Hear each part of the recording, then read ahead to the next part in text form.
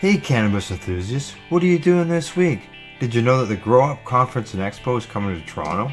It's where you can meet licensed producers, suppliers, equipment manufacturers, growing enthusiasts and others, which includes the speakers on the main stage as well as in the seminar room. Tommy Chong, he's going to be there. He's going to be speaking on the stage Tuesday at 4:15, so make sure you're there to catch that. Plus, you'll be able to walk around beforehand and catch all the exhibitors on the Grow Up floor. Things get started Monday, May the 27th through the 29th at the Delta Marriott Hotel and Conference Center in Toronto. To learn more, go to growupconference.com/Toronto. If you can't be there, then watch it Tuesday, May the 28th on the 420 Pace, found at 420radio.ca and paceradio.net.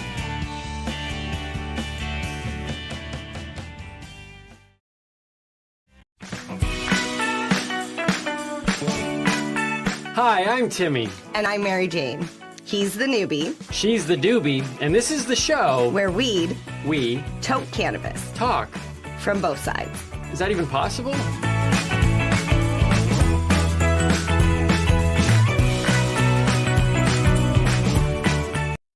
You're listening to the Pace Radio Network here at paceradio.net. The views expressed by the individuals during this broadcast are their own opinions, and they may not be the same as those of their group or other organizations they may be involved with. All medical advice during our broadcast is not a medical opinion and should be checked with your medical physician.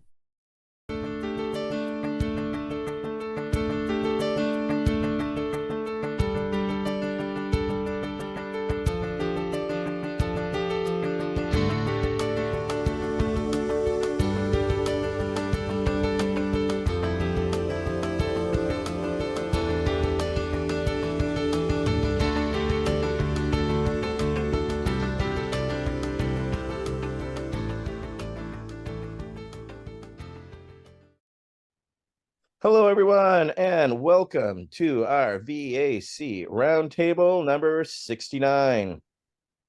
We are getting ready. It's the new year, and as things get ready in the new year, one of the things people are working on is growing. And of course, with the growing season coming upon us, people are getting their soils ready, and we are very excited to be joined by Ian Ardoin, and he comes to us basically as a living soil guy. And so as we look towards prepping and getting ready towards the growing season, we feel that good, healthy living soil is a great way to, self-medicate with your medicine by growing it in a healthy environment. You get expressions from growing outdoor that you do not get indoors, and especially in growing in living soil versus hydroponics. You get unique expressions, terpenes, unique terpene mixes and blends, some that have been found to be extinct even. But thanks to living soil and giving the plants its best possible ability to grow is what our guest specializes in. So Ian, thank you for joining us today for this discussion, for most importantly to help our veterans understand, people of course love their cannabis, but they don't necessarily understand how it's grown. And how it's grown, as we know, for every grower there's a different way to grow.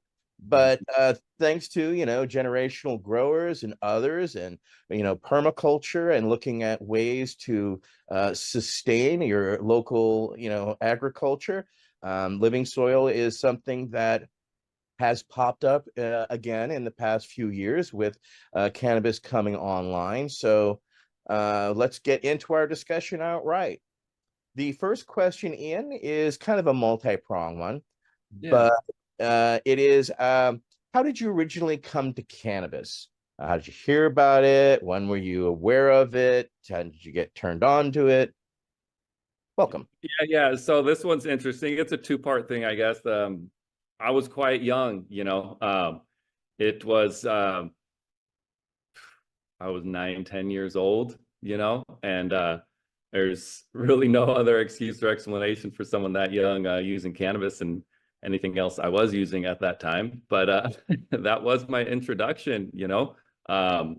It was, amongst other things, just a form of escape was that reality at that time, and I was obviously very young, didn't understand a lot of things. But that was the introduction. Through high school, got away from it. But having been around it earlier, getting into jobs, getting out of high school, it was something I came back to, and just really enjoyed the feeling of that it made me feel, getting high. It was great. And I noticed that it calmed my mind and helped me sleep was the one lasting reason for me that kept it around. Just insomnia always plagued me, thinking too much at night, not being able to fall asleep. So that was huge for me. And it yeah, that was the intro. It's just being young and dumb and exploring. Right. Well, it's Yeah. we all find our way to this plant in our own unique paths. So, that's Yep. a The unique thing. universe works in interesting ways, and here we are. Right on. Well, we'll get into it with Councilmember Nate Landau. Councilmember Landau with our next question. Hey, Ian, Nate. first of all, thank you so much for being here. I owe you so much thanks. You are the inspiration of why we do Living Soil. So just thank you so much for all you do. My question is, what was the driving catalyst that made you choose this as your life direction, the direction in life? Thank you. Yeah, absolutely. Thank you so much for having me, Nate. I really appreciate it. And that's kind of the second half of the first question of what brought me to cannabis, and then what was my driving force behind it was, again, I was out of the home on my own, graduated high school at 17. Into my early 20s, I was in jobs. I was washing dishes, unloading trucks, stuff that was really unfulfilling for me, didn't provide passion in life. And I remember now, I was thinking about this question earlier. I moved into my first home, right? Like actual house that has a yard and stuff. So I had to like mow the lawn, and then space to plant plants, rather than like apartments and stuff. You know what I mean? And so that's something, it brought me back to being a child. And that's something I remembered with my mom, was gardening. She always gardened. She always had a garden. So that brought together my, love for cannabis, and then, growing up gardening, and the thought of like, what, I've been around cannabis a while. I've bought and sold a lot of weed, so maybe I can grow it now. That was the first time I connected growing cannabis with something I could maybe do for a living, because it became important to me realizing that there is something to finding joy in what we do each and every day, so I got online and scoured the internet for everything I could about growing cannabis, and put everything together I could into it. Got a little tent and a light, some seeds from, at that time it was like Canada or the Netherlands, right? You couldn't really order them here. And started growing and started experimenting. But the drive to do something day to day that I found joy in was really the driving force behind that. Well, that's a beautiful force that grabbed a hold of you, because it's definitely. Yeah, the plant's owned me ever since. Now, do we own them or do they own us? That's more of the question. Exactly, that's the thing, We're they perpetuate us to perpetuate them, so it's kind of beautiful, symbiotic in that relationship. Exactly. And it also is the harmony of life, and also I'm here in Berkeley, and of course Berkeley was one of the earlier adopters of sustainable restaurants, finding things grown locally and produced Right. locally, healthily, you know. So it's key that people do not forget, you know, where they are and the amazing nature that is around them. Councilmember Lester has a follow-up. Yeah, first of all, thank you again for joining us. I'm really looking Thanks for having forward. me. Yeah. Can you hear me okay? Yeah, I can hear you.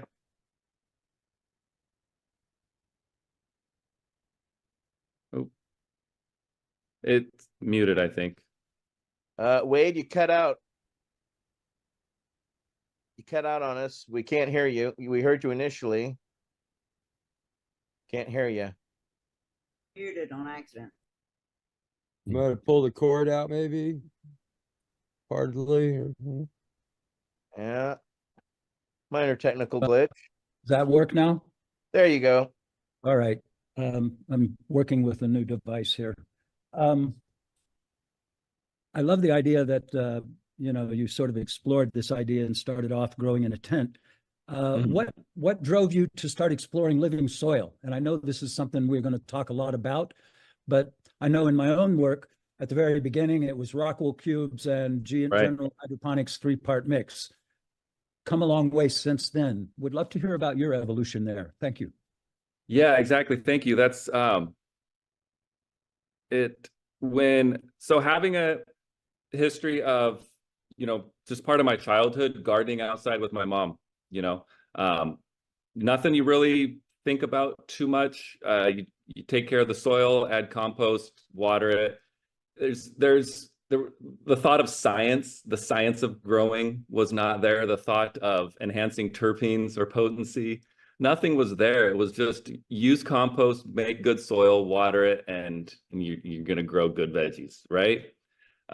So that was in the back of my mind as a really basic concept of gardening, and then specifically organic gardening, right? Because as you know, I grew up in the 80s, early 90s. And that was really about the time when all of a sudden the word organic started to mean something. You know, I remember when there was no fruits or veggies in the store were organic or conventional, right?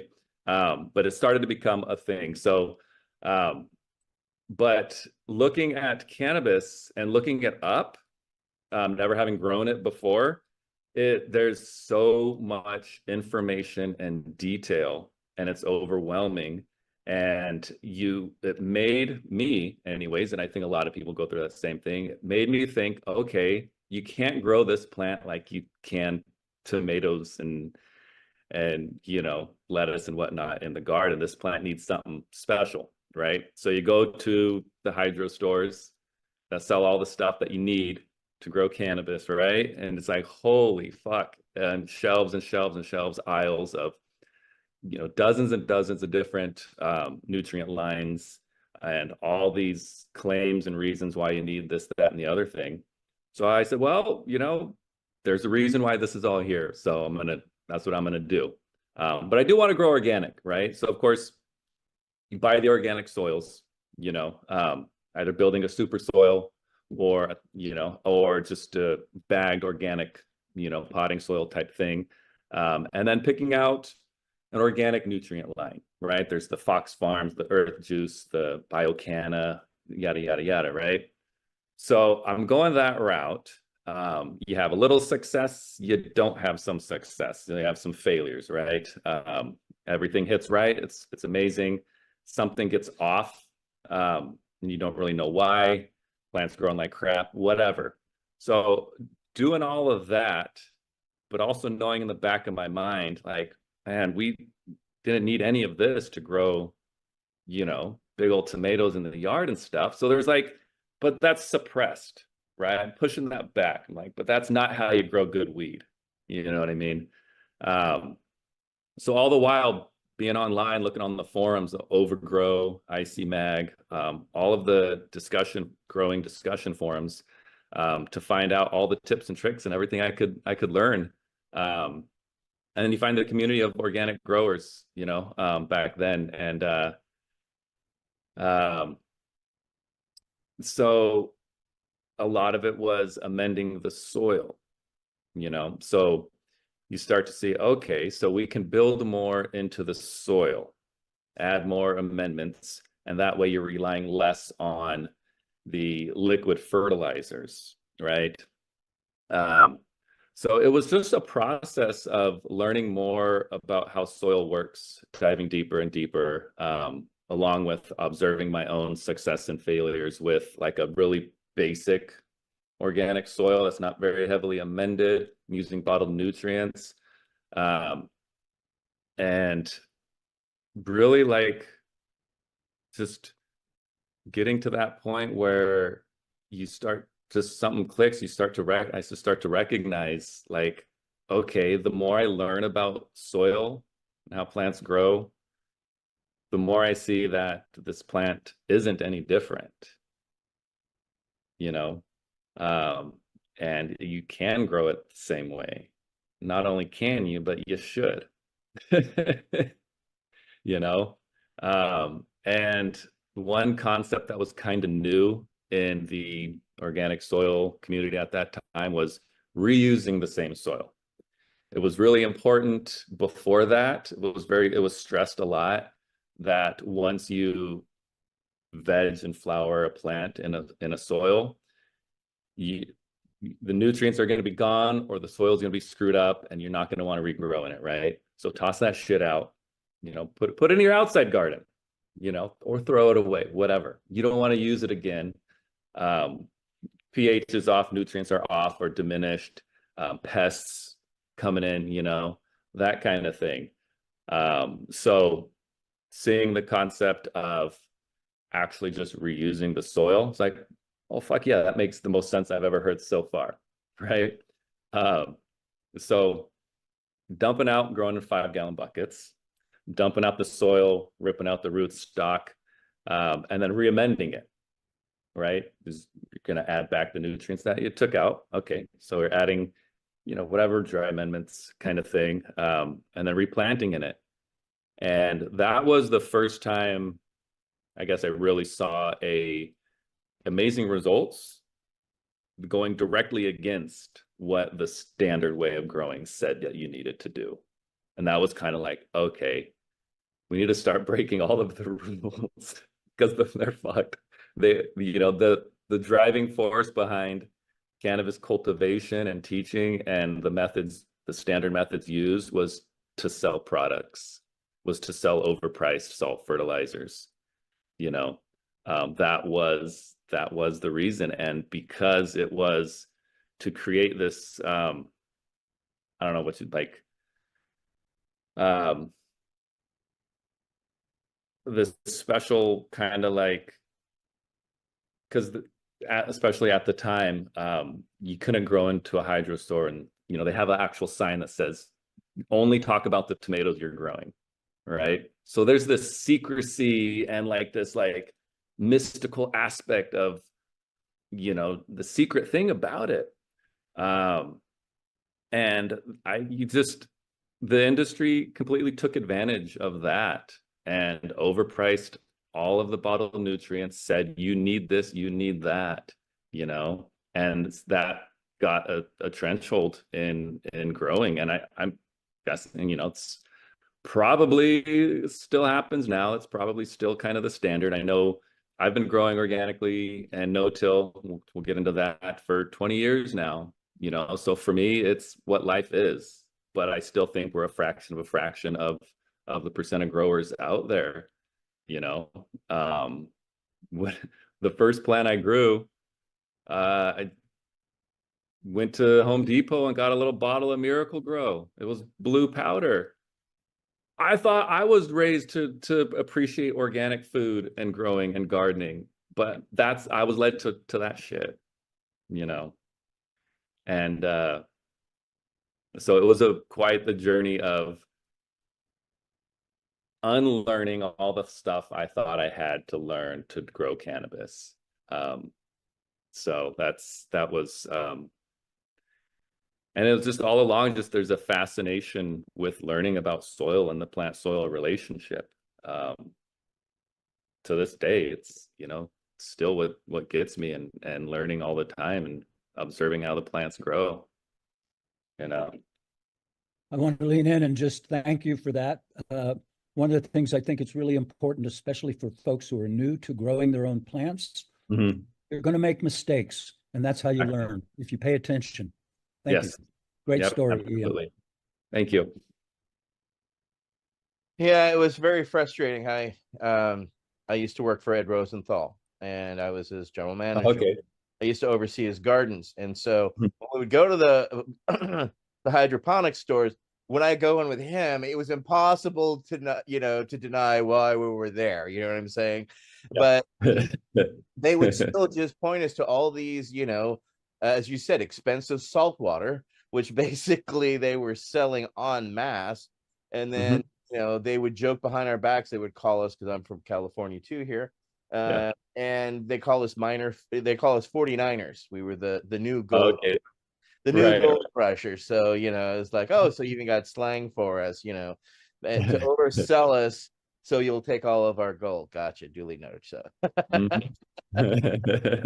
it's just, yes, I think a lot of us came from that same school because, again, the grow information out there was very limited unless you came from a growing family or a growing environment, which can be quite popular in Northern California.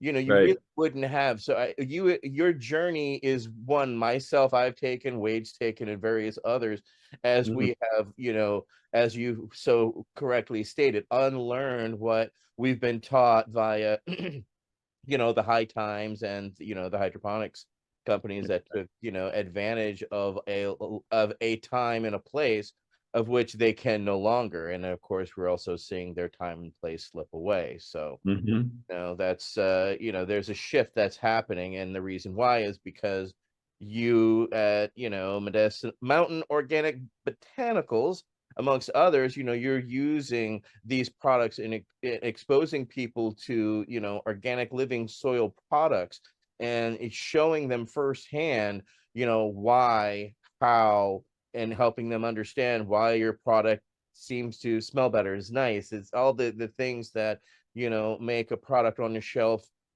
robust and rich in terpenes and scent, etc. Mhm. That's a whole cycle to get through to arrive at that product that many people are not aware of. So this is just Exactly. one part of the journey, which is soil, etc. But you were talking about things that were available back then. You had things like earth juice, which was Mhm. one of the early organics, and if you got it right, you could get it right, but if you got a bad batch, you had a bad time. So Right. it was it also taught growers to be more self-reliant than on the hydroponic stores as well, because we all came to the understanding that we were being sold a line of bull, but we have Mhm. to all find it out in our own time, as we talked about our tomatoes, right? So we will carry on to our next question with Council Member Jones. Peggy, you're recognized. Thank you, Jen, for that wonderful introduction, and thank you, Ian, for joining us this afternoon. Thank you. So, coming to cannabis, we often hear it called weed, and when I hear the term weed, I'm like, oh, weeds grow anywhere. So Yeah, yeah. that brought to the question: is there a difference between the way you prepare the soil for the cannabis versus your ordinary garden plants? Right, and that's a good question. In regards to growing vegetables, tomatoes, peppers, eggplants, all like your food garden. And that goes back to what we were just talking about unlearning and then going back to it's the best way to grow a plant, regardless of what type it is. So towards plants we're growing for yield, size and yield, harvesting fruits. No, there really isn't. I use the exact same soil. Cannabis, tomatoes, all herbs, the whole range of like anything you'd grow in a home veggie and herb garden. I prepare in and use the same soil, because what it comes down to is the relationship between the organic matter in the soil and minerals, and then the microbes that deliver those to the plant. And that relationship is the same no matter what plant you're growing, right? Now you can get really specific, and one might point out, well, this plant demands more of that, or this plant demands more of something else, right? And that's the beauty of a living soil, and what I describe as like a high humus, high mineral soil. It's kind of like a buffet for the plant. Just because it's there doesn't mean the plant is going to be force-fed it. It's there for when it needs it, right? So you prepare a soil that has all the minerals that the plant would need. It's living, it's got all the bacteria and fungi to make it operate and to deliver those nutrients to the plant. Then it doesn't matter what plant you're growing in it, it's going to have what's available for it to grow best, so that was a big part of my journey in learning soil over the last 10, 12 years in particular, is taking the soil that I kind of not necessarily developed but landed on over the years for cannabis, and be like, all right, let's grow something else, and let's put it outside and grow the summer veggies in it, and just one after the other, beautiful, healthy, high yielding plants, so I would not build soil any differently for the plant as far as that's concerned. When it comes to ornamentals, stuff you're growing not for yield, the only difference would be for me is to back down on mineral content amendments. Okay, so whatever your dry amendment fertilizer of choice in building soil, for me it's like rock dust, kelp, alfalfa. Since you're not trying to grow large fruits, flowers, right? You don't need to use that much, so I would back down on those, but otherwise it's all the same, and it's just a balance of, the other thing at play is, do you front load the soil so you don't have to worry about feeding it through the season, or do you only add a little bit of the mineral fertilizers, the rock dust, or kelp, blood meal, bone meal, feather meal, chicken meal, all the different dry amendments, whatever someone wants to use, right? All that, I just consider it's all the same. It's all just a dry amendment fertilizer. You can add a lot up front and kind of sit back and just water, or you can cut initial costs and add less, and then kind of just top dress a little bit as you go. You know what I mean? And that's but really, I mean, down to houseplants. I work with houseplants a lot too, and the biggest thing there is the structure of the soil for the type of plant it is. So were you putting in less organic matter and more aeration components, whether it's perlite, pumice, whatever someone's using, like that kind of thing, and all the same inputs, just much less of it. So it's like different ratios of the same inputs catered to the species of plant you're growing. And I think that's really valuable information to understand, that you can grow any type of plant with the same inputs, with the same type of soil. You're just restructuring it based off of that plant's natural background, so to speak. Yeah. The pathway to flavor and secondary plant metabolites, which are your terpenes, all the aromas, that is all the same. So the same way you're getting a more flavorful tomato or pepper or aromatic, herbs, sage, oregano, yada, yada, yada, are the same ways that you're going to get a more terpene rich and more cannabinoid rich cannabis. You know what I mean? So all of that is developed in the soil, and it starts with the relationship between organic matter and minerals and the bacteria and fungi that are breaking that down into plant available nutrients and all of their other compounds. They create hormones, enzymes, a whole range of phytochemicals that the plants use to express their secondary metabolites, the flavors and aromas. It's pretty incredible, I think. Michael Krauss has a follow-up question, but before that, I wanted to ask, do you oxygenate your water that you feed your plants? No, never. No, that's ancient history. Yeah. Don't bother. If it makes you happy, then bubble away. That's, Councilmember Crowitz. If you have any fish in the water, they'll appreciate the bubbles. There you go. Yeah, Absolutely. My question, go ahead. Didn't mean to. No, I was gonna say, don't kill your fish. Don't kill your fish. My follow-up, it's just sort of, thinking out loud or whatever you might call it, but tell me if you see in the same thing. I'm sort of seeing or feeling sort of a parallel here when you're talking about full spectrum extracts and cannabis and people using that for medicine and discovering more benefits from a full spectrum extract, even though it has the same maybe THC number or whatever, CBD number or whatever, versus just a single cannabinoid preparation. And then, what you're saying about living soil, I don't know, just in my brain, it's sort of kicking out like a pattern recognition. Yeah, exactly. Because it is the relationship that the plant has with their microbes in the soil that can help develop flavor and aroma. Because we got to remember, those are all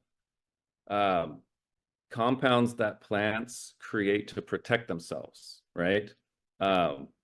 Weed doesn't smell great because it wants us to, well, that's potentially a different conversation, but you got all the herbs, lavender, rosemary, sages, mints, the list goes on and on, obviously.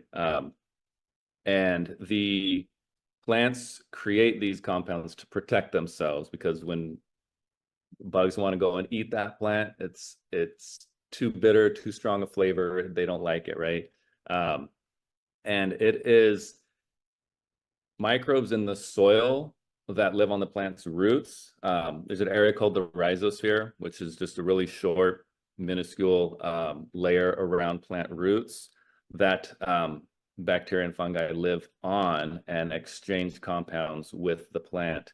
So in the living soil, that's in place, and there's thousands of different types of chemicals, exudates from the microbes going to the plant that specifically enhance terpene production, all of it.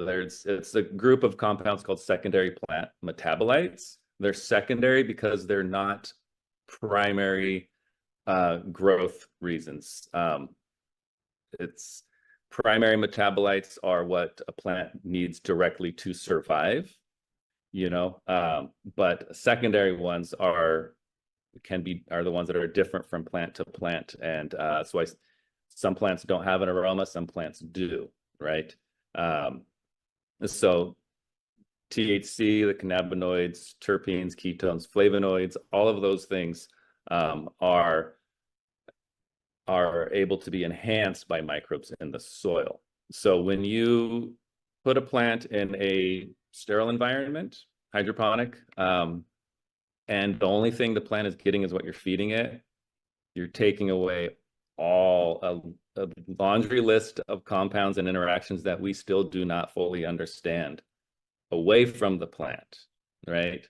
So to get the best full spectrum type of extract from the oils, the resins, that a plant is making, allowing it to grow in a body of soil that it developed all of those in and has all the interactions is going to be the best way, Councilmember Laughter has a follow-up. Yeah, it's as much an observation, but I'm loving the depth that you're going here, Ian. Thank you. I'm I'm completely agreeing with everything you've said so far.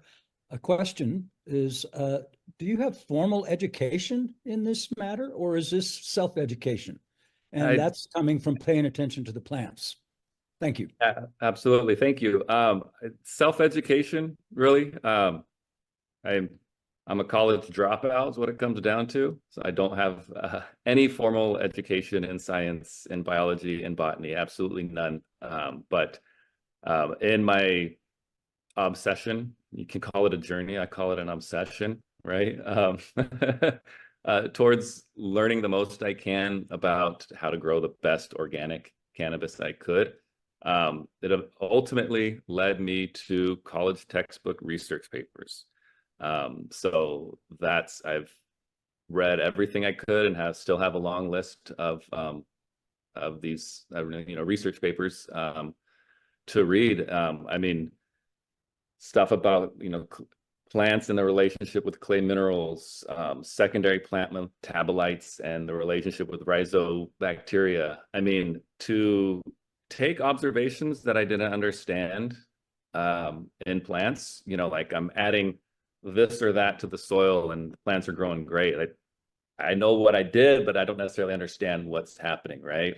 So diving into that world of scientific papers, research, academic papers about plant growth and soil interactions was kind of like reverse engineering my observations. And for me, it was just absolutely fascinating because with a dictionary in hand, because I don't, you have to learn about all the words they use in these, you know what I mean? Not coming from having that kind of background. But to be able to read stuff in science that explains what I see was just so fascinating, and that's been, I can't pretend to understand all of it. I can read something and be like, okay, I kind of get that. And I do the best I can to put two and two together. But yeah, it all led to mineral, organic matter, microbial to plant interactions, and all of the exchanges that go on there. And the amazing part is that in practice, you don't need to know any of that. It's the simplest thing in the world. It goes back to gardening with my mom, making compost and mulching. We don't need to know any of that. We don't any of the science. We see what works. We see, it all comes from the ecosystems in place around us that have been there long before we have, right? And the seasonal process of growth and decay, spring, summer, fall, when, the whole process of that's what we replicate. That's the thing that's important for me, is that's how life works on our planet, right? That's what we've been dealt with. So let's do our best to continue that and to allow that to thrive in our gardens. You know what I mean? Because you can't beat what life says, the way life says it lives. That's the process. So let's nurture that. You're listening to the Pace Radio Network here at paceradio.net. Camelford Lifestyle Shop, open Monday to Friday from 10 till 7 p.m. or by chance. Check out our flags, our t-shirts, plus our hats, and look of that supply of rolling papers, plus much more. We've got bongs and your favorite herbal vaporizers. Look at all the incense we have, as well as for those who collect knives, check out these knives in our collection. And while you're here, stop in to see Shay at the piercing room, where you can get poked by Shay. Daily deals, check them out. Camelford Lifestyle Shop, 17 Bridge Street West, Camelford, Ontario. When you have a pain that's reached its peak, Legacy for 20, it's so unique. If organic cannabis is what you seek, here's your trusted partner 7 days a week. Suppository salves, vapes and drops, topicals, edibles, infused pop. Just when life seems like it ain't easy, at Legacy 420, enjoy a pop freezy. Lab tested products, make them the GOAT. Legacy 420 out on your road. Legacy 420 in Tyndonega Mohawk territory. Indigenous organic cannabis at its finest. What do you find at paceradio.net? People advocating cannabis education.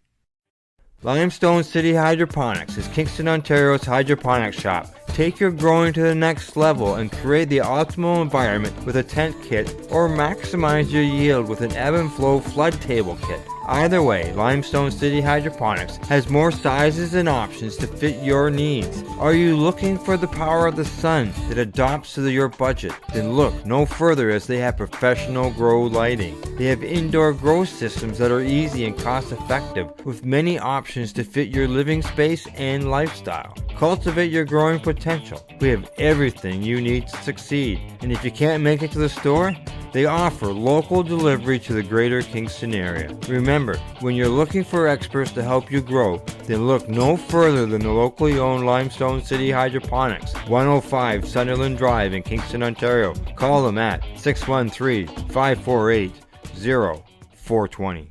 You're listening to the Pace Radio Network here at paceradio.net. Next up is Councilmember Michael Krawitz. Councilmember Thanks, Krawitz. Etienne.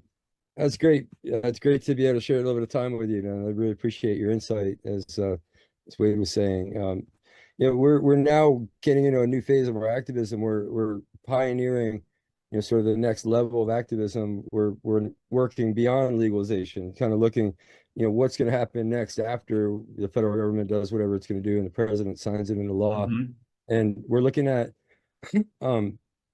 being able to get back to kind of where we came from, looking at being forced indoors to grow indoors under lights as an aberration of the drug war.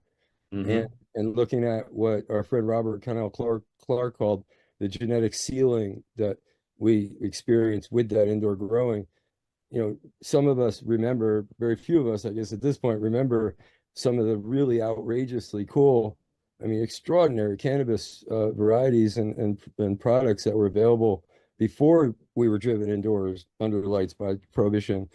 Stuff from around the world, often from places that were formerly colonial subjects, places where they've gotten no benefit sharing for their genetics and stuff that they shared with us liberally to try to protect them from extinction under the drug war.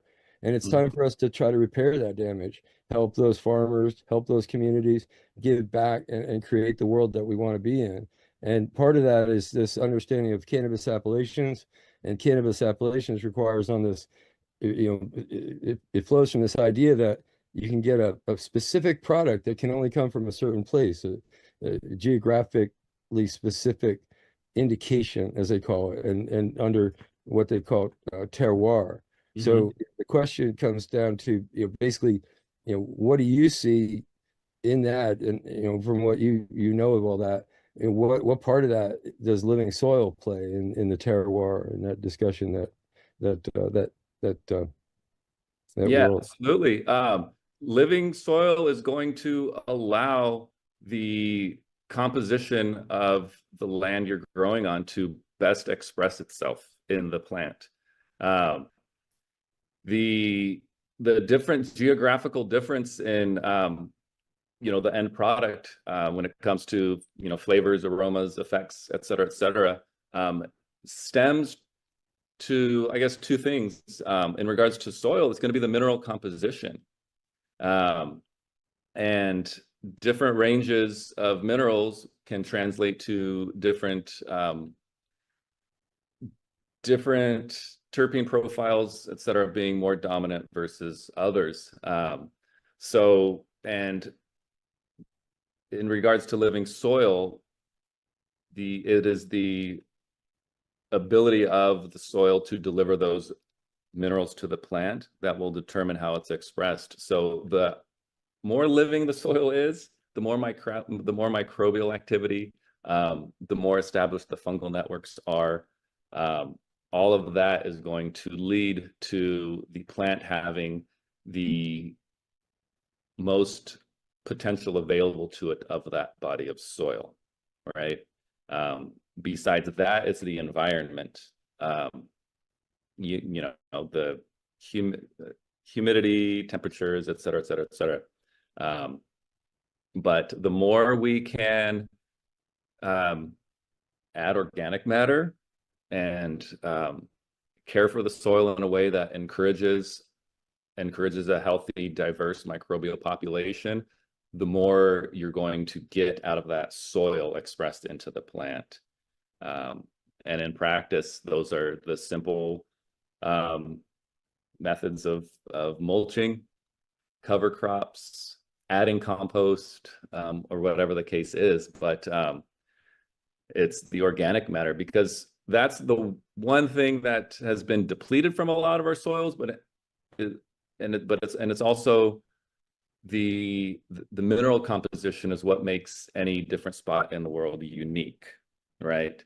And by increasing the organic matter in those soils, you're able to then unlock more of its potential.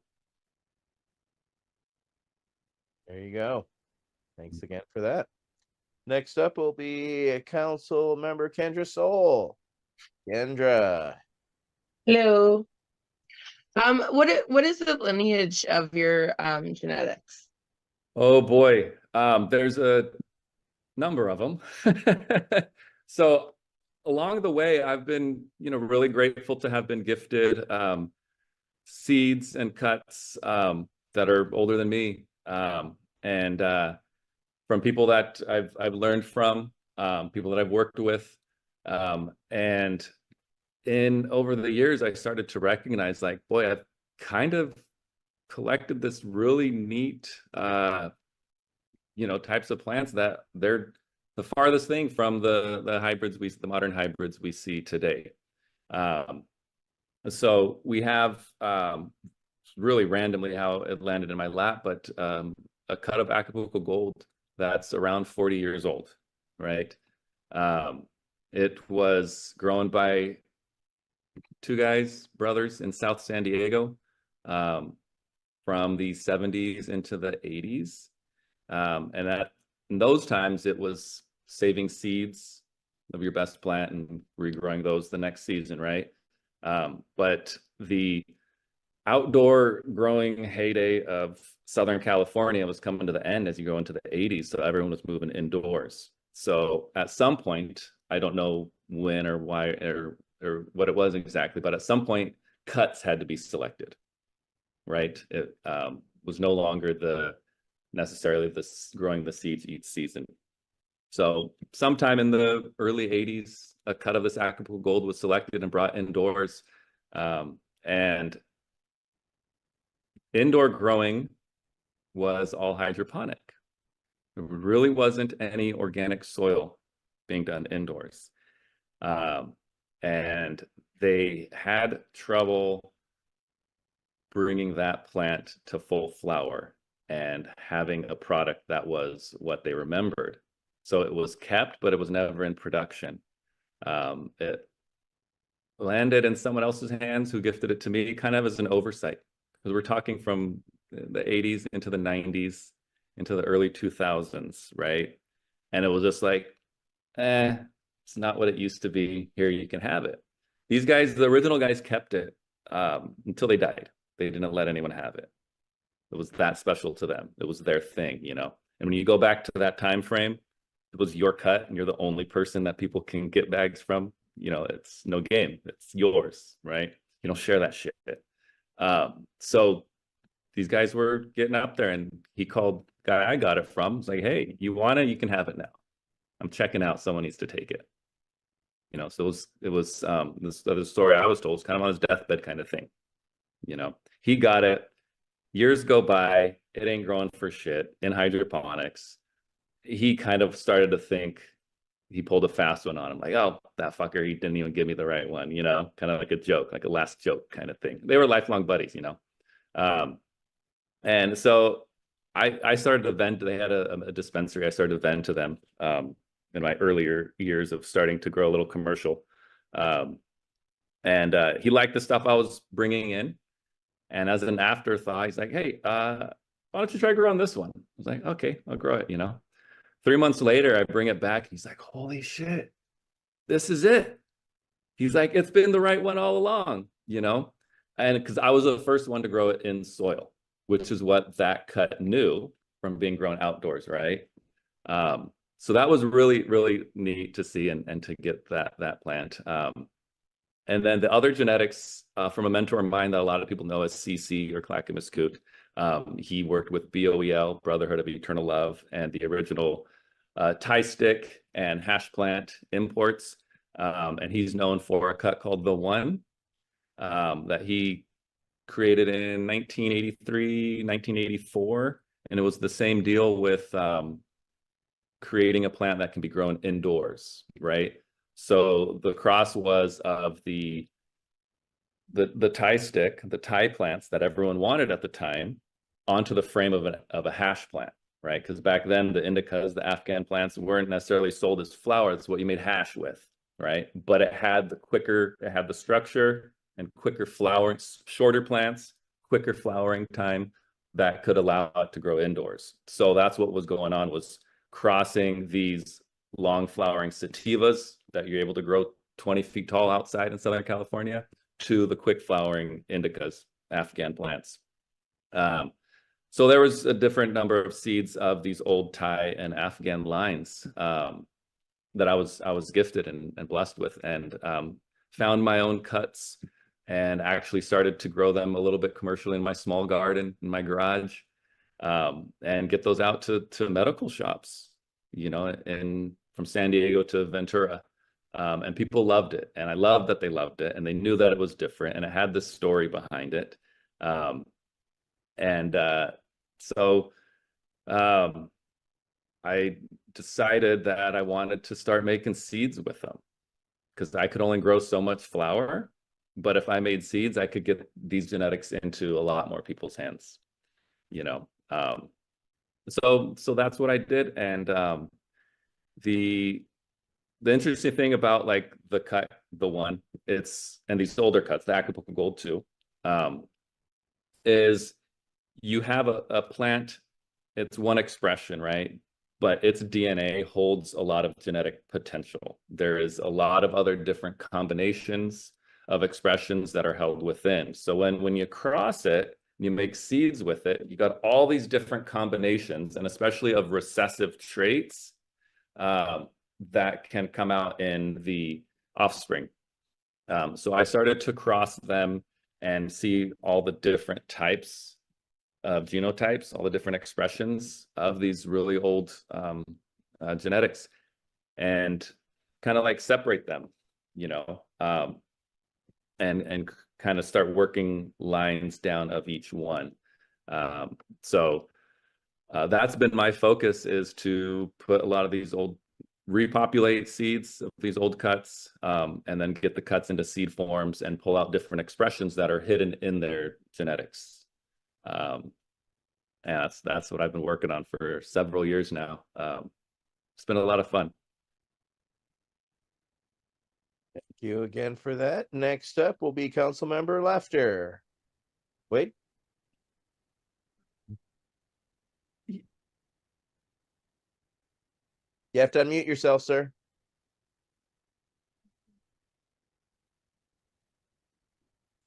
How's that? Better. Okay. So you've spoken about composting, Ian, and how the garden you shared with your mother was an inspiration for you.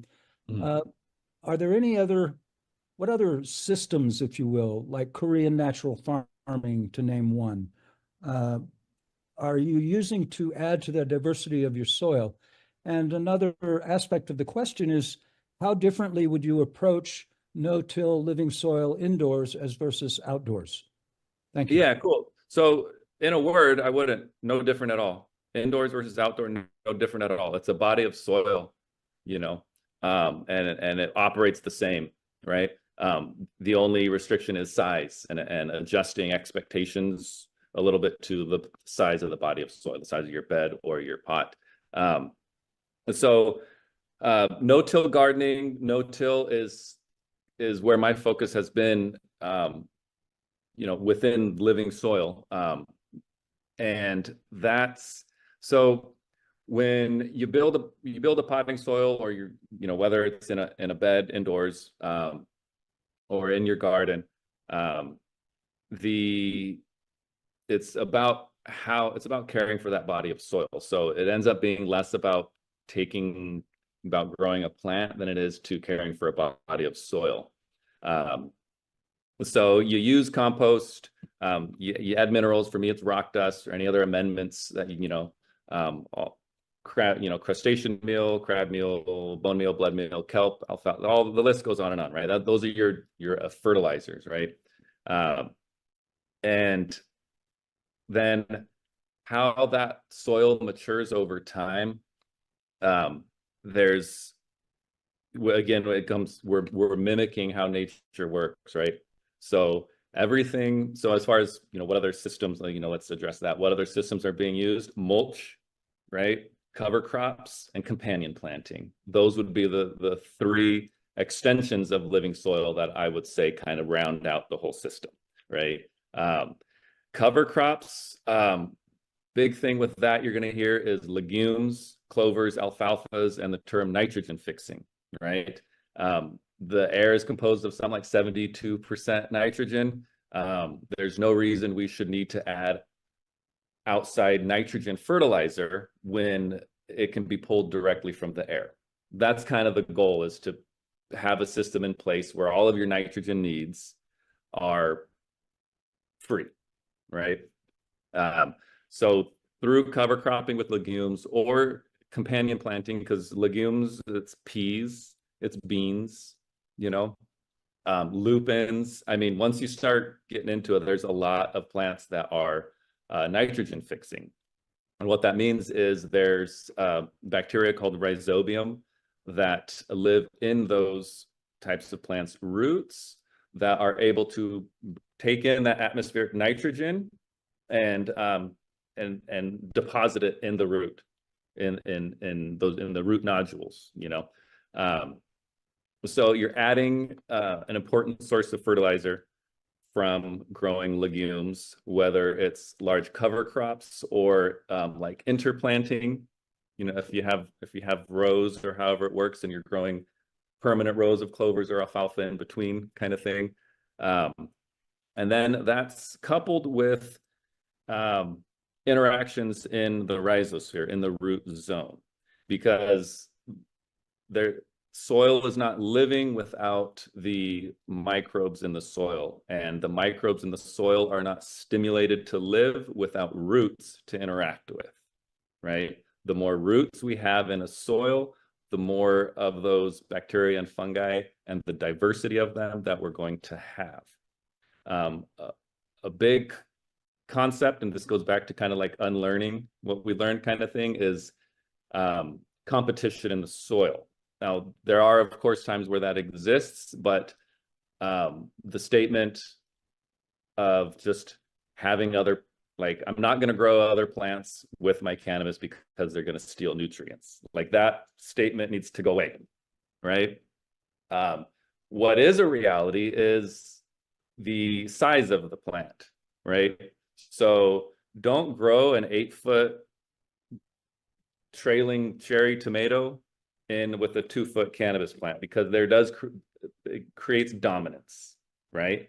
You want to make sure your main crop you're growing is the dominant plant in that body of soil. That allows it to kind of be the orchestrator, so to speak. All the other plants are working for it, right? So that's the one thing to watch out for, is which plant becomes the dominant plant. It's like a hierarchy, right? So in growing cannabis, it's our large plant, it's our tree, right? And then you can have your mid layer and then your bottom layer, trees, shrubs, ground covers. So that's kind of like the main crop, companion plants, and then cover crop or living mulch. Okay. And then same thing, like I touched a little bit earlier on interactions of microbes towards towards cannabis and enhancing terpenes, right? So there's a whole group of they're called PGRPs, plant growth promoting rhizobacteria, and they're highly related to terpene production, you know, to flavors, aromas in plants. So when you are growing different types of aromatic plants together that naturally create relationships with microbes that enhance flavor and aroma, you're going to have a better consortium and availability of those types of microbes altogether, right? So microbial root stimulation is important. That comes from the cover crops to companion plants and to your main crop, to your cannabis. And a large part of nutrients going forward long-term in a no-till system is just mulching. Everything that we don't consume goes right back onto the top as mulch. And there are loads of nutrients in the stems, the leaves, and the roots of plants that the microbes will decompose, turn into organic matter, and become available to the plant immediately. So the longer you grow plants in the same body of soil, the richer it gets, the less outside inputs you need, the more living it becomes, the more bacteria and fungi are in the soil, right? And their ability to deliver nutrients to the plant becomes more efficient, right? So they're able to utilize nutrients and compounds more efficiently. So it's two ways that your fertilizer needs go down, right? One, because you're just adding more back to it, but two, because your populations of microbes are developing to work more efficiently and that the plants need less. So it's pretty fascinating stuff. Councilmember Laughter has a follow-up. Actually, Nate raised his hand before me, and Oh, I'm sorry. I'm going to slightly change the subject. So let's stay with Nate. Nate, then All right, so a real quick question. What was the max amount of cannabis growth cycles you get out of a pot? Infinite. I've done 40 myself, right? Meaning in the same body of soil without disturbing it. I've grown a plant from seed to harvest. Let's say that's 3 to 4 month time frame. That includes veg and flower, 40 times continuously in the same body of soil. And by the time, and that's over a 10-year period. So that's an average 10 to 12 years. So an average of 3 to 4 harvests a year indoors in 20-gallon, 45-gallon, 60 and 100-gallon pots, right? And I would, towards the end, I went something ridiculous like 12 cycles, 12 harvests without adding anything, nothing. That's how rich and efficient the soil becomes. And once, like, you don't need to grow a plant 1,000 times in it to know that you can, because you start to understand and see the process and how it works. It can go on indefinitely. It goes back to how life works on this planet, the soil that has been in place for millions of years, and we're just doing our best to replicate that. And as long as we're caring for it in that way, it's really simple, then it will never stop. It will absolutely never stop functioning in the way it needs to grow amazing plants. The only thing that we pay attention to ultimately is replacing what we take out. You know, that's an obvious. The only thing we're taking out, let's say if you're strictly growing for cannabis flower, are the flowers themselves, right? So you think you have a massive plant, you have a massive root system, stem structure, and all these leaves, right? And that's 99% of the plant, and you're only taking the flowers. So all of those minerals, all of those nutrients fall back and go back into the soil. So we're just replacing a little bit, and it's super simple. I've found like it's what I offer with my business: rock dust, kelp, alfalfa. You don't need much. You don't need a lot of different variety because all those break down to the same minerals. So you just add a little bit back each time or every few times, you know, it's up to case by case basis, and you can go on forever because it's what we see around us. Yeah. Councilmember Laughter. Thank you, Etienne. And Ian, I realized a little while ago, one of the things that I thought was really important, you've mentioned just briefly in passing, water. Yeah. And particularly the pH of water. And is your source of water treated, quote unquote, with something like chloramine or chlorine, as versus coming from a well that is clean, and the effects of that on living soil? Yeah, I bet you got something to say about that. Yeah, that's a great question. And I've grown in places where it was, you know, chlorinated tap water of questionable quality to in the mountains where my business started. That's why it's called Mountain Organics. That was pretty darn good water. And then now I'm on unfiltered well water. And the nature of living soil is, you know, as you might guess, is that it adjusts the chemistry, the pH of itself naturally, all on its own, you know. So, and that fluctuates. You might see a chart, you know, at some point, if you're growing with a little bit of science towards it, you'll see a chart of what minerals, what nutrients are available at what pH. You know, so you and kind of go for an average of somewhere between 6 to 7 kind of thing, right? Because there's some that are available from like 3 to 5.5 or whatever, and others that are available from 5 to 8. So the happy medium is like, you know, adjusting your solution or your water to somewhere around 7, right? And that's all great and fine and dandy, and that is the science, and that is required for plants to uptake these nutrients. But the beauty of it is that soil's doing it for us, right? The exudates exchanged from microbes and the plant do all of that for us, and there's so much going on that is so complicated yet simple, because it's the more living the soil is, all of the stuff that we just talked about is all about allowing the plant to utilize and uptake nutrients more efficiently. So all of those adjustments are constantly happening. You can test the pH of your soil at different times of the day or week or point in the plant's life cycle, and it'd be different, right? And then that might lead someone to want to be like, well, I need to do this or that. You know, it's always going to be a little bit different, and that's the soil's doing it for us, right? And the thing about chlorine and chloramine, that's pretty neat, and soil acts as a filter. Okay, the humic content, the humic and fulvic content in a soil acts as a filter.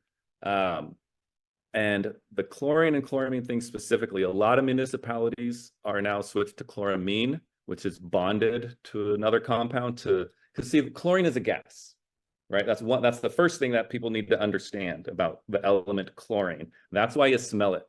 That's why you smell it in a swimming pool, right? Is because it's constantly leaving the water. It doesn't want to be in the liquid. It wants to go back to gas. So the reality is that chlorine in any body of water, it won't even get 2 inches into the soil before it off gases. So chlorine is an absolute non-issue, period, right? Chloramine is bonded, I believe, to ammonia, right? And the microbes in a soil break that bond, right? So the chlorine is released to the air, and the ammonia is breaking down to ammonium nitrate, which is a nitrogen, right? So the bond is broken, the chlorine is gone, there's no harm, no foul. Chlorine and chloramine itself should not even be a concern for anyone other than hydro stores wanting to sell you reverse osmosis units, I think that was been a huge driving force in making people afraid of chlorine to be forced to buy reverse osmosis units. One of the best experiences I had in growing was stop using a reverse osmosis unit and start using my tap water, because all of a sudden my plant started to get all these range of minerals that were missing. It went from 0 ppm water to 200, 300, 400 ppm water. And at that time, I saw a whole range of problems disappear. You know, so that's my shtick on that. Thank you for that. It's very helpful and beneficial. Next up is Councilmember Peggy Jones. All right. Our last question is, what does cannabis cultivation look like to you after the drug war is over? So, I mean, my area of study has been the plant and soil, so I don't think my opinion really matters on that. But, you know, it comes down to any industry, and it's a double-edged sword, right? Because it comes down to it being a commodity. And we all know what happens to a highly profitable commodity in the system that in place right now. So it does two things. One, it allows a lot of people the ability, and we're seeing that right now, to grow the plant and offer a product that is mediocre at best, and there's you know, nothing else behind it other than it being a commodity. But it also allows a lot of innovation and diversity, and that's what I would love to see take place. And I think we are seeing that. You know, small batch, you know, small farms, small growers, and just having that extra care put into cultivation and the wide range of plant expressions that can come out of it. You know, it's I think it's the nature of the beast. You know, there's gonna be the you know, profitizing it, and then there's gonna be the maybe, like, I don't know, the underdog kind of you know, rise of some really cool stuff going on, you know, and hopefully we can keep that going on the forefront, you know. Peggy has a follow-up. Yes. You mentioned you've done both living soil and you've done hydroponics in the past. Is that correct? So no, I haven't done hydroponics Okay. like directly myself. No. When I started growing, I knew I wanted to grow in soil and as naturally as possible. So I gravitated towards the organic nutrients available, and some of them weren't organic at all. You know, they're by companies that sell both organic and non-organic, and you're sold this like, you need this, and you look at the lot of phosphoric acid, ammonium nitrate, yada yada yada, and you're like, all right, I guess the plant need, and then you just realize it's just, you know, overpriced salts. So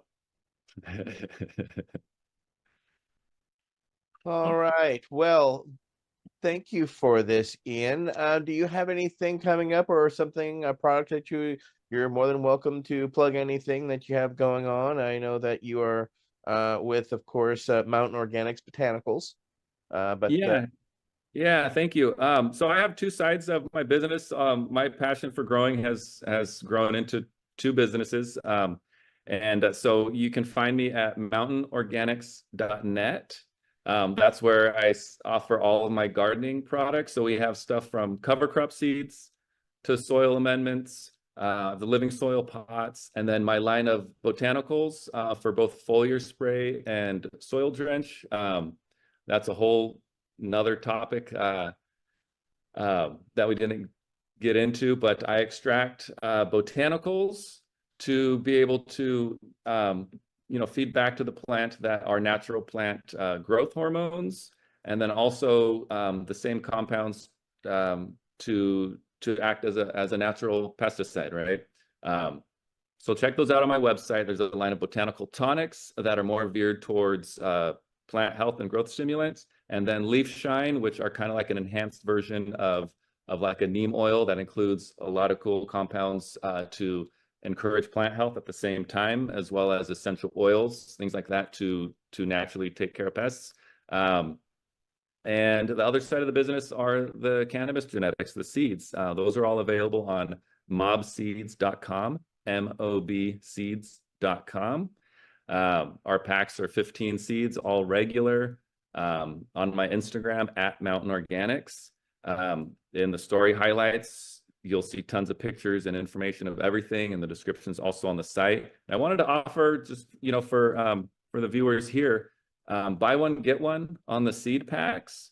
So I would say email me. There's an email on that site. And just mention like, hey, I saw you on the talk there, and then I'll give you an extra pack of seeds for everyone you order. And yeah, appreciate you guys having me. Thanks for letting me chat, and it's been great. Well, thank you absolutely very much. I would like to thank our guest Ian Ardoin and our regular members, Michael Crowitz, Peggy Jones, Nate Landau, Wade Laughter, and Kendra Soul, and myself, Etienne Fontaine. Thank you very much for a very enlightening conversation, Ian. And this has been VAC Roundtable number 69, Ian Ardoin. So have a great night, everybody. We'll see you in a couple of weeks. Thanks, everyone.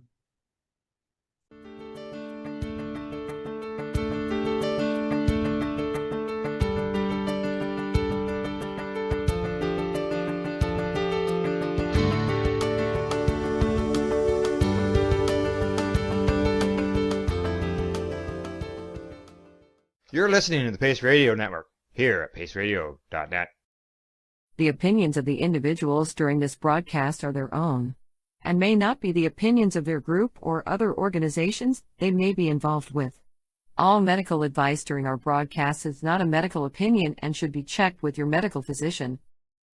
When you have a pain that's reached its peak, Legacy for 20, it's so unique. If organic cannabis is what you seek, here's your trusted partner 7 days a week. Suppository salves, vapes and drops, topicals, edibles, infused pop. Just when life seems like it ain't easy, at Legacy 420, enjoy a pop freezy. Lab tested products, make them the GOAT. Legacy 420 out on your road. Legacy 420 in Tyendinaga Mohawk territory. Indigenous organic cannabis at its finest. Enjoy the buzz of legalization with Campbellford Lifestyle Shop. From lights to plant nutrients, books, consumption accessories, and more, we've got all your basics to grow or consume cannabis. Visit our info center or take a look at our piercing services and body jewelry, now available in-store through Campbellford Lifestyle Shop, 17 Bridge Street West, Campbellford. Limestone City Hydroponics is Kingston, Ontario's hydroponics shop. Take your growing to the next level and create the optimal environment with a tent kit, or maximize your yield with an ebb and flow flood table kit. Either way, Limestone City Hydroponics has more sizes and options to fit your needs. Are you looking for the power of the sun that adapts to your budget? Then look no further, as they have professional grow lighting. They have indoor grow systems that are easy and cost effective, with many options to fit your living space and lifestyle.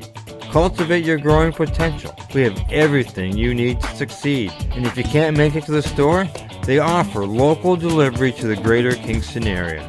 Remember, when you're looking for experts to help you grow, then look no further than the locally owned Limestone City Hydroponics, 105 Sunderland Drive in Kingston, Ontario. Call them at 613-548-0420. We are people advocating cannabis education here at paceradio.net. You're listening to the Pace Radio Network here at paceradio.net.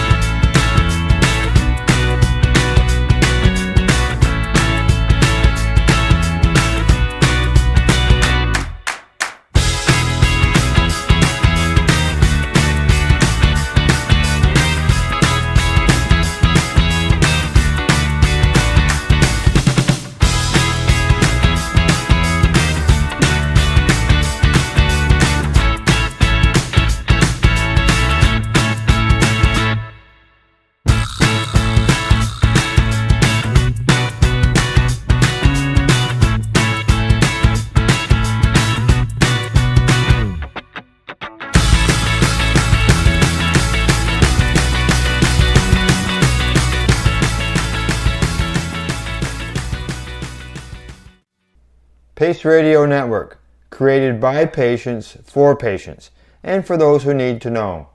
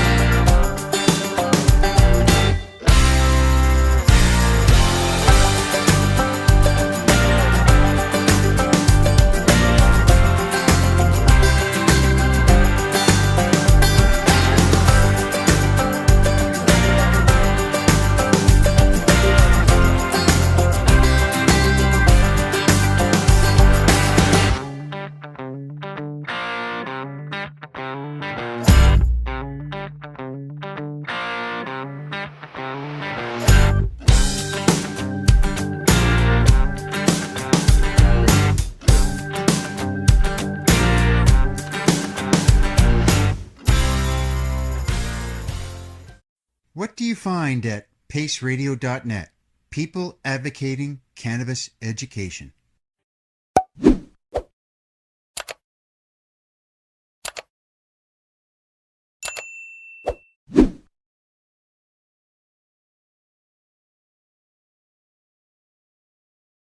You're listening to the Pace Radio Network here at paceradio.net. You're listening to the Pace Radio Network here at paceradio.net. The views expressed by the individuals during this broadcast are their own opinions, and they may not be the same as those of their group or other organizations they may be involved with. All medical advice during our broadcast is not a medical opinion and should be checked with your medical physician.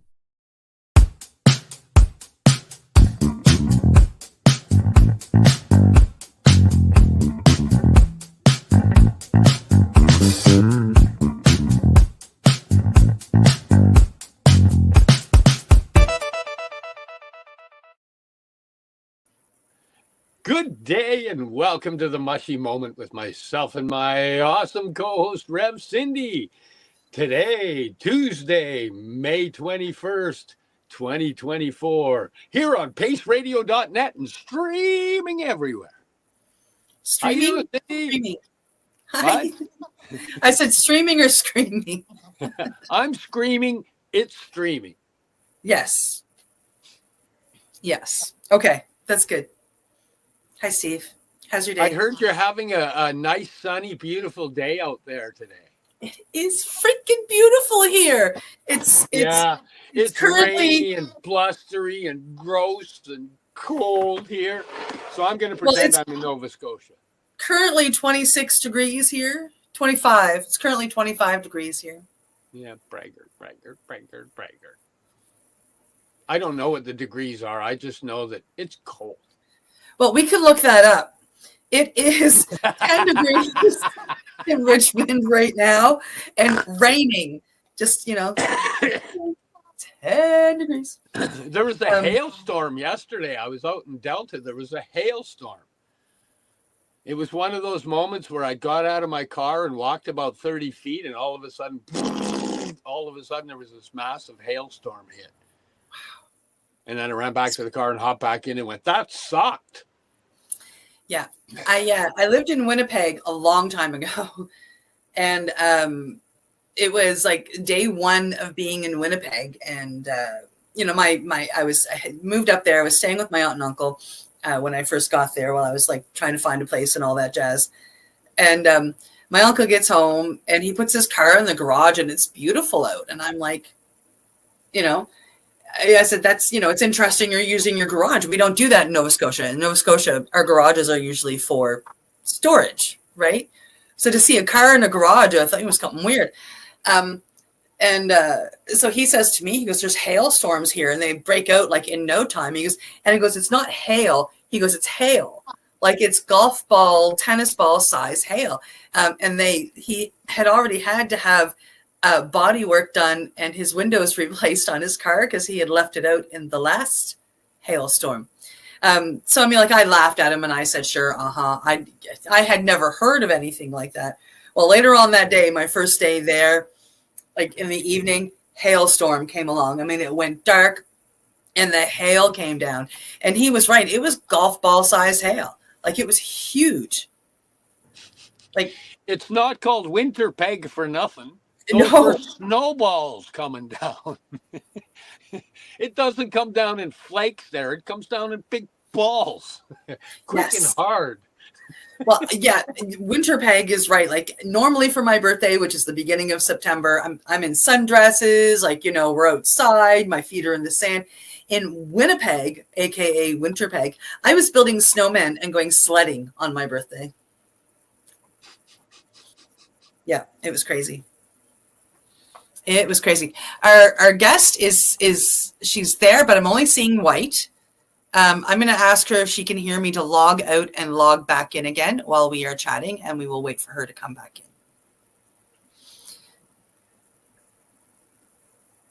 Sure. It did that glitch out thing. Yeah, I think there's a glitch out there. Like, I mean, I'll show you, right? It's just that's all we've got. The digital software making life easier. Yes. So we will just keep chatting until she logs out and logs back in, which I'm sure she will do. She was actually in the car on her way home, so she might be waiting to get inside and use her computer or something, which is totally fine. So, I mean, like, and I have no issues waiting. I've got 25-degree weather to wait in. Braggart. So, Steve, you've been doing some interesting stuff the last week. Why don't you tell us about that while we're waiting for our guest to reboot? I have. Yeah. What have I been doing? Ceremonies. The dog being there. Cute pillow stuff. Oh.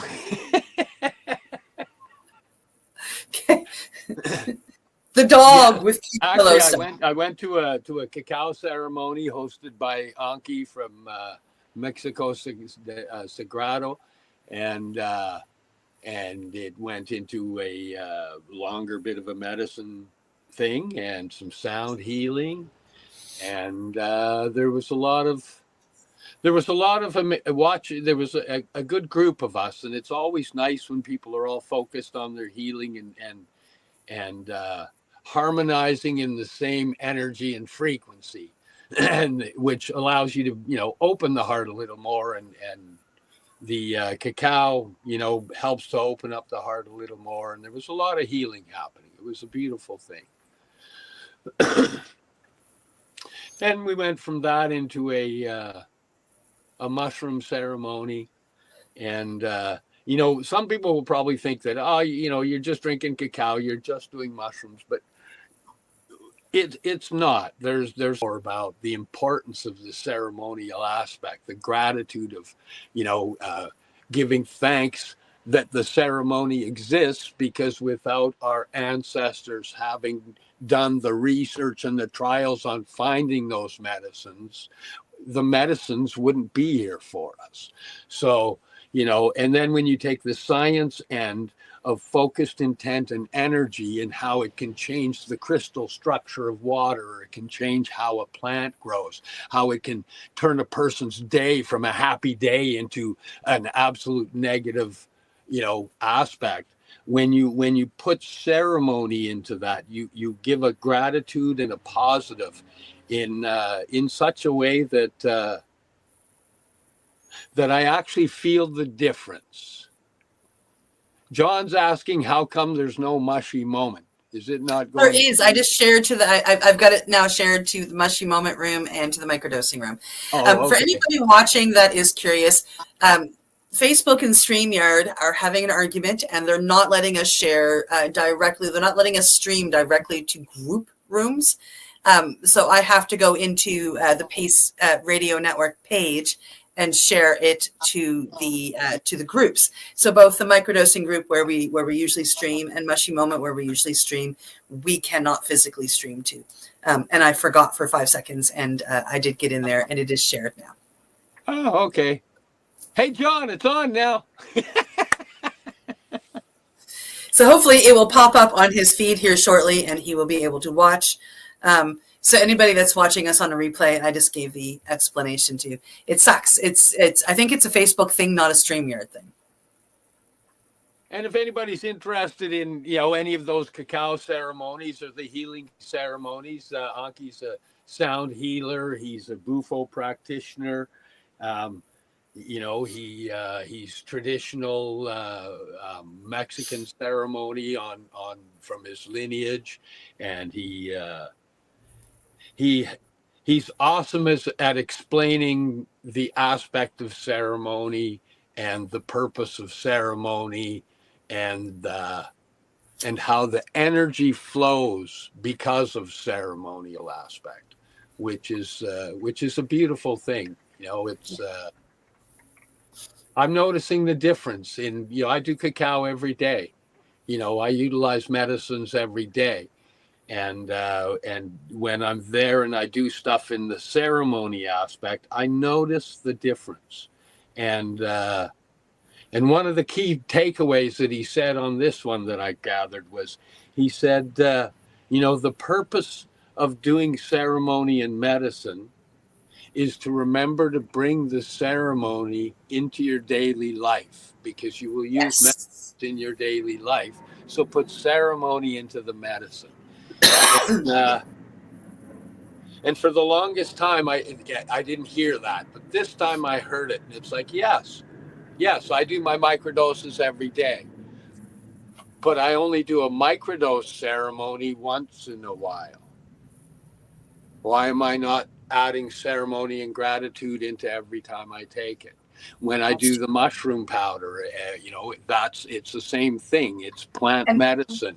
Your ceremony only needs to last 5 seconds. Like, you pick up your bottle of microdoses and all you need to do is invite in the spirits with the medicine you were about to take and give thanks. And it can take a very short time, and hold it next to your heart and put your intentions in, and then take it. And then once you take it, say thank you once more. That's a mini ceremony. That's all it needs to be it's that simple. But now that I've interrupted, we do have our guest. She is in the back room. Her camera is working. So we can talk about her now and bring her on anytime you're ready. Well, let's talk about her. Let's talk about her. Our guest is Rosie. I don't know how to pronounce that last name, actually. I believe I think it's Ruka. Wait, yeah, she's saying yes. Okay, perfect. She runs the cannabis substitution program out in Surrey. She's used cannabis substitution to help her out of her addiction. I'll let her talk about that end of things, but she, she's come from what a lot of people would say is a very dark area and a dark place, into a place of giving back and helping and sharing the medicines that helped her find her way out. So let's bring her on. Welcome, day, Rosie, to the Mushy Moment. Oh, you're muted. Just a second. There you go. There we go. Yes. Sorry. Rosie, this usually takes up the first half of the show. Our first question. I'm usually the one that breaks in and asks it, though. So the first question really is your story. And why? What brought you to doing what you do? The beautiful things that you do. What's your story? Why are you doing it? Oh God. And I know you've got one. Yeah. Like Steve said, I guess we don't always get to pick and choose our birth and our day and what we get born into or who we get born to. And, since my earliest memory, I have struggled with my mental health and with trauma, living in care my whole life growing up. bounced around a lot. Inevitably, at a youth, by the time I became a youth, 14, I was already addicted to crack cocaine. And I was already, working the streets and full blown. It didn't take long, right? Because I already had, I believe, precipitating factors to addiction. And so finding those drugs was like, I found the love of my life. It was a way I didn't have to cope with life anymore, and I could just slide through life and just exist. And then I didn't really even want to exist, right? A lot of abandonment, a lot of, all those issues we face when we go through the trials and tribulations of early childhood adversities, right? By the time I was 18, I had my first child, and she was apprehended because of my addictions. And but that wasn't until 3 years after she was born. I did try to use alternative ways of therapies. I've gone to detox several times, went to several different treatment facilities, and tried all kinds of different healing programs to try to straighten my life out when I had Anna the first time. And I don't know, just nothing ever really just stuck and stayed with me, I guess. And I ended up progressively going back into addiction, ending up on the Vancouver's downtown east side in 2001, and inevitably ending up on IV drugs, homeless, living on the streets, basically dying, it was a very, very horrible time. And I stayed down there till about 2008, and then I got clean. I went to treatment. So I chose in the beginning the 12-step abstinence-based program, right? And amazing program. I will never, ever take away from what the 12-step program does for people in recovery and in the connection and the support, and knowing that there's people in this world that are like me, and I fit here, I'm not the only fucked up person. I'm sorry, I should swear, but I'm not the only messed up person in this world. You can swear. And yeah, so I stayed in the 12-step program for almost 4 years. I ran groups. I sponsored women. I ran for 3.5 years. I ran a co-ed recovery house. I opened a house and I ran groups, and I helped a lot of people find recovery. And I relapsed again, and I overdosed, and I died. Yeah. And so my friend brought me back, and it's like, that relapse didn't just happen. There's a lot of things that led to it. Mentally, I could see how I brought that. Relapse is a whole process. Like, I can think about relapse, I can think about going and getting loaded, but it's putting into action, right? And actually progressively trying to get to that point. So that takes time, right? So it didn't just happen overnight. The relapse happened way before it physically happened, right? And my head, I knew I was missing something, I think, and I made a bad lapse of judgment, and by the grace of God, I was brought back, and after that, so this is the critical time where I struggled. You got to remember this, okay? Because I'm in a 12-step program for 4 years, and now I'm choosing medical cannabis. I'm not choosing my DOC, which is heroin, crack cocaine, but I'm choosing to use cannabis as medicine because I've been on all kinds of pharmaceutical medications. Am I still here? I've been on tons. I've been on Dexedrine. Oh, I was 14. They were popping me full of Dexedrine, pharmaceutical crystal meth. Oh, all that stuff. All kinds of, benzo, clozapam, trazodone, Seroquel, all those cocktails of medications they give everybody with mental. Oh, you're sick? Here's a Ritalin. No, and it didn't help. The sleep meds made me gain over 60 pounds, right? A lot of adversities with the meds. If I didn't have them, the withdrawal was really excruciating. I can't go without this special med, or you get brain zaps, right? So I said, I don't want these meds. And they're not helping me. And so I'm like, okay, I'm going to smoke some cannabis. It's going to help with my sleep. It's going to help, it does help, right? It help with my sleep. And that's also, so slowly I started to try the cannabis, to use it. But in my head, I still struggle because I'm like, oh my God, I'm not abstinent anymore. I'm not in a 12-step program. So you got to understand, I don't have that support anymore. Because the only desire for membership is a desire to stop. The only requirement for membership is a desire to stop using drugs or alcohol. But you understand, there's a fine line. And if I went into a Narcotics Anonymous meeting and said, "Oh, I'm clean for over a year," some people would turn their nose at that. Yeah. They would. I had a friend of mine who uses cannabis medicinally. She just took a 20-year cake in Narcotics Anonymous. But you know what? Not everybody believes that you're, you know what I mean? If you have any familiarity with 12-step program, that's how they are. And they're very judgy. Right? Yes. Yeah. So I didn't feel like that was my place anymore. And I continued to use cannabis. And I continued, I started to I think it was about 6 years ago, I started making cookies and working with Rain City Housing. And this is before I even met Neil. And I started making cookies to give to Rain City Housing every week for their OPS site, because people that were accessing the overdose prevention services were liking these cookies to help them, right? And, maybe even some of them didn't even use hard drugs, but they'd help them with pain or whatever else. But it was helping people, right? And then, so someone saw what I was doing and said, "Have you ever met Neil Magnuson?" And I said, "No."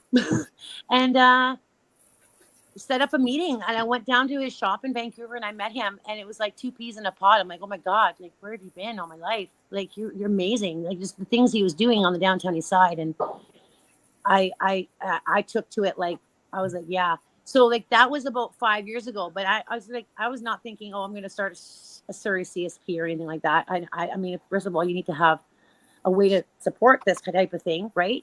If you're going out every week.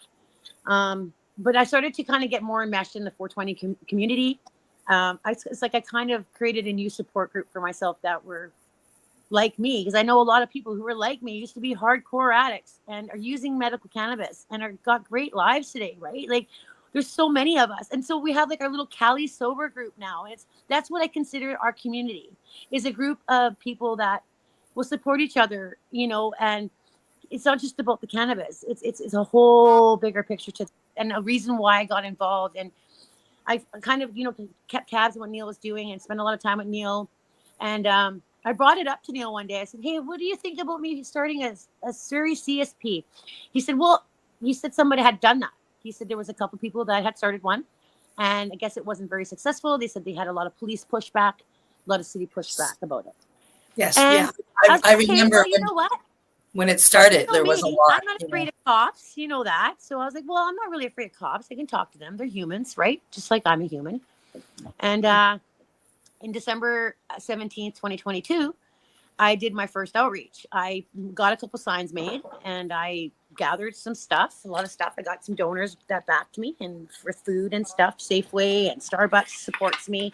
And I go every week and grab these food donations. But, it's the Weed Fairy shop that's been the core at a lot of it. And of course, I've had Heisenherb Dan Borscht, who's been a huge supporter of helping me, and he came and joined me for 6 months after 6 months of me starting the CSP. It was after the Newton CSP was with me originally first too, and then the Newton CSP went to Newton, and then I took Dan on board in Surrey for about 8 months, and then he expanded because he needed to learn the ropes and stuff like that, and so he expanded to Langley. And so as a result of me taking that risk, I think it's really cool is that 3 other CSPs have been started on this side of the Lower Mainland, when in comparison there was only one before, right? And so what was really great though about the CSP and me doing the CSP is that I have an extensive background, the lived experience. I'm also, a full-time community support worker. I work in the field. I help a lot of people that are entrenched, find some sort of hope and normality in their lives despite these poisonous, toxic drugs that are plaguing our streets and killing all our friends and our family and our loved ones. And I just, if I can save one person, I don't even care if it's by giving them a doobie or if it's a conversation we've had.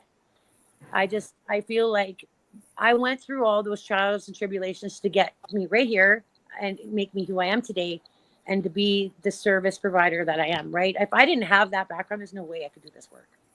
There's no way I could understand harm reduction from the perspective I understand. You're giving people, so this is what someone said to me.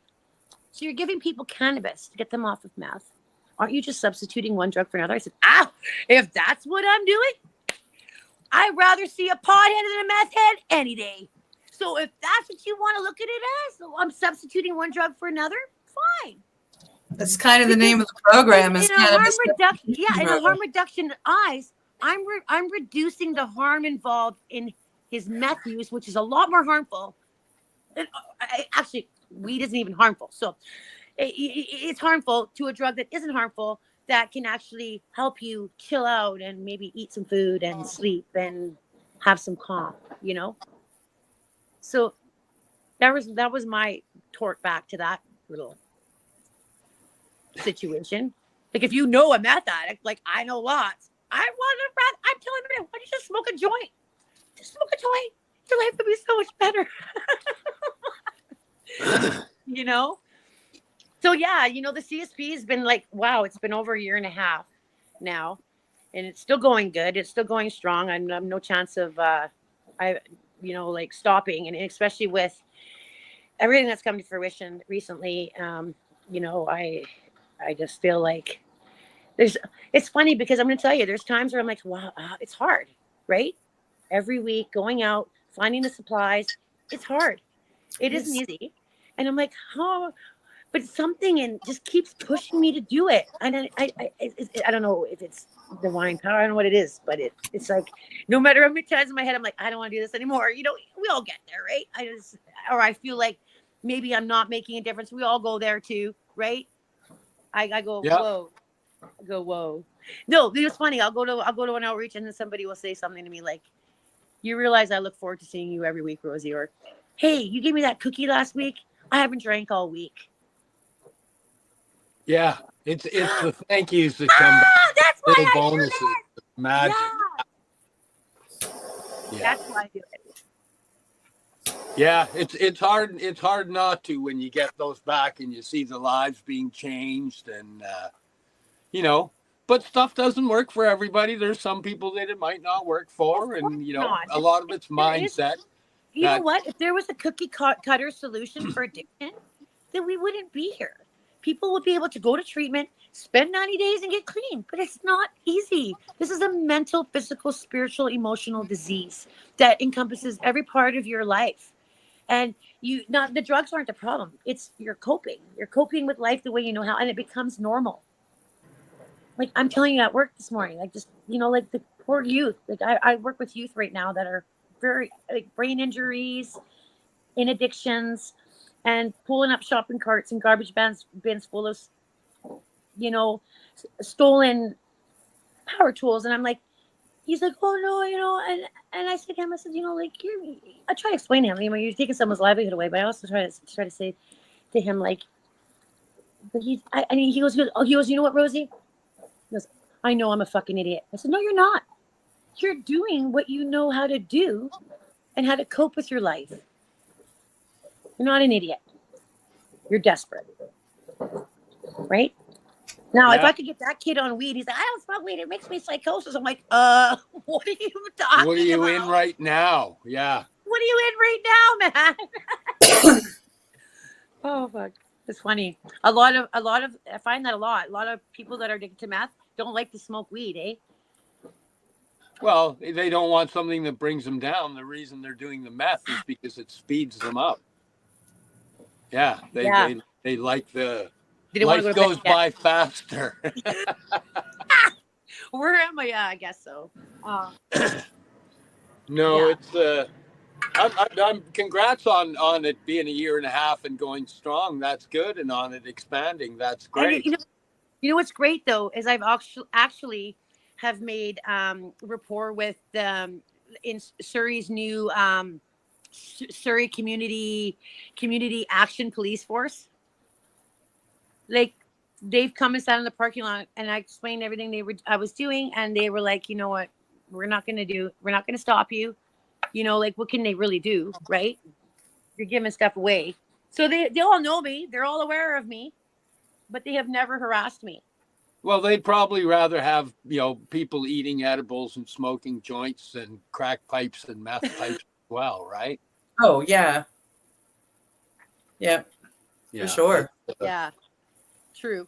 And at least you know, at least there's an alternative. I know Jessie was out there one day, and she showed up at your CSP. Your daughter came to the CSP. She sure did. A couple times, actually. She speaks quite highly about it, and Yeah. it helps a lot of people. Yeah. Yeah, she's come a couple of times. Yeah, I've seen her there. It's awesome to hear. Yeah.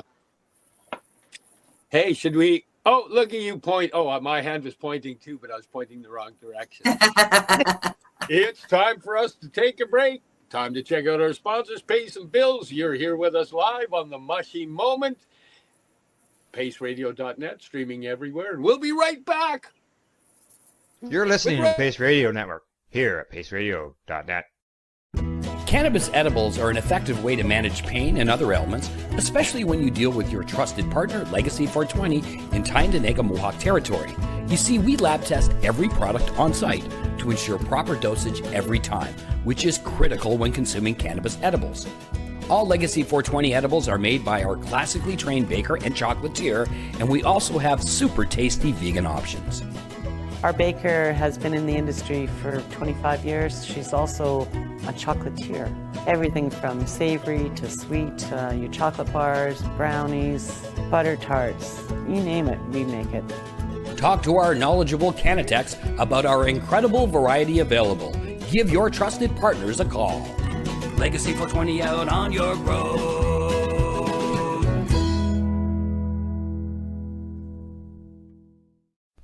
In February of 2022, the Victoria Cannabis Buyers Club and Ted Smith were fined $6.5 million. This for helping 8,500 patients with access to medical cannabis. In our interview with Ted, he spoke to us about how people can donate to help in an upcoming court challenge. And here is part of that interview. From what I've seen lately, I believe that you've got something that you're trying to do as far as fundraising to deal with this next court challenge. For now, people can write checks directly to Jack Lloyd Law Corporation or send e-transfers to save the VCBC at gmail.com.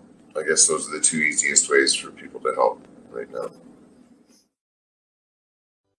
Pace Radio is the People Advocating Cannabis Education Radio Network. Limestone City Hydroponics is Kingston, Ontario's hydroponics shop. Take your growing to the next level and create the optimal environment with a tent kit or maximize your yield with an ebb and flow flood table kit. Either way, Limestone City Hydroponics has more sizes and options to fit your needs. Are you looking for the power of the sun that adapts to your budget? Then look no further, as they have professional grow lighting. They have indoor grow systems that are easy and cost effective with many options to fit your living space and lifestyle. Cultivate your growing potential. We have everything you need to succeed. And if you can't make it to the store, they offer local delivery to the greater Kingston area. Remember, when you're looking for experts to help you grow, then look no further than the locally owned Limestone City Hydroponics, 105 Sunderland Drive in Kingston, Ontario. Call them at 613-548-0420. Enjoy the buzz of legalization with Campbellford Lifestyle Shop. From lights to plant nutrients, books, consumption accessories, and more, we've got all your basics to grow or consume cannabis. Visit our info center or take a look at our piercing services and body jewelry, now available in-store through Campbellford Lifestyle Shop, 17 Bridge Street West, Campbellford. We are people advocating cannabis education here at PaceRadio.net. Welcome back to the Mushy Moment, streaming live to you here at PaceRadio.net and everywhere. We're back with Rosie from the Cannabis Substitution Program. Amazing. Rosie, you've got quite a story. I resonate with a lot of it. You know, having shares a few similarities. I come from a life of addiction myself, and other things caused it. Childhood stuff, of course. I want to commend you on all of the steps that you've taken. The 12-step program when you did that. I mean, just amazing. I'm so proud of you for taking the steps that you've taken, for getting sober, and for deciding to share those gifts with other people in the form of giving back and showing other people the steps that they can possibly take. I think that's commendable and amazing. And, you know, I hope and pray that you reach not just one person, but 100 people, and that those 100 people reach 100 people, and those 100 people reach, and it continues on. And I see it, you know, growing and becoming something spectacular. And, you know, there is a personal connection. You having helped, you know, Steve's daughter. When I saw the picture of her that you guys took, like somebody was taking pictures for CSP, and you guys made a post about how you guys were out that day. And I'm like, oh my goodness, that's Steve's daughter. And then later on in the evening, Steve and I were talking, and he goes, yeah, so Jesse was out and met Rosie. And I'm like, the picture's right here. I know, right? So, you know, and I've met you at a number of different events that I've been out there for, you know, just trying to raise awareness for this beautiful plant and others, because it's, you know, cannabis is an amazing plant. I often refer to it as my gateway medicine, because it led me to mushrooms, which led me to iboga, which led me to other beautiful medicines that help me fight my CPTSD. You know, and I'm doing okay, right? Something I wanted to bring up, you know, just as we're going along, you know, you told us of how you found out about the CSP and how you started it. And I just wanted to take a moment, and I told you before the show we would do this, to send some love out to Neil Magnuson himself. He is in hospital, and he has been fighting hard the last month and a half, and he has been transferred to a second hospital, has he not? Yes. Yeah, and the feeding tube is not for Neil, correct? Yeah, he's not strong enough for. Well, St. Joseph didn't have the level of care that Neil ended up requiring, so he was moved, right? And I'm sorry. It's okay. So he's in palliative care now, and they were hoping yesterday they could get him. They could try to get a feeding tube, because he's not getting anything down. IV is the only way he's getting any sort of vital nutrients, right? And they said, I guess as of what I know right now, he's just way too weak, and he keeps he hasn't been so down as he has been in the last 3 days. I know some of his comments, him saying, "My time is short." You know, I guess when we're going, we know, right? But he's still posting positive love, which is a beautiful. Yeah, I mean, all of his posts are the strength, you know, the grace is we beautiful. love it. Yeah, So I don't know if you know, but 420 this year was a little bit of a fuckery again. Always is. You know, we were all supposed to be together, and I know that didn't really happen, and it was fine. You know, like I believe that there was a protest and there was a party. There was 420. So the wonderful party that they had at Victoria Hall, great party, great turnout, I see. And, you know, kudos to those guys. And we needed all the support we could get at 420. It was Neil's dying wish that the community came together in his right for all the hard work he'd done. Oh, how many years he's fought for where we are today, even with having a slight stupid legalization, you know, legal lie, but still, you know, it was a no-brainer for me, like, just like, yo, like, I'm gonna, you know, we're gonna have to make this happen. And we didn't know what to expect. It was not planned. We didn't even plan the date. We just showed up. We said, we're gonna go there. We're gonna protest. And it ended up being thousands of people there. It was And the beautiful. fact that All the Neil got pictures. to go live while cannabis to the crowd for him.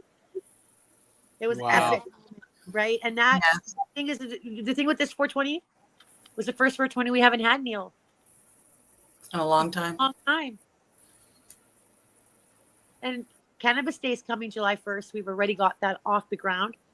We have a huge headliner coming in. We're going back to the art gallery. This is a political protest. This is not a party. This is a political protest. They're going to be countless speakers. I think Sterling's going to come from Saskatchewan.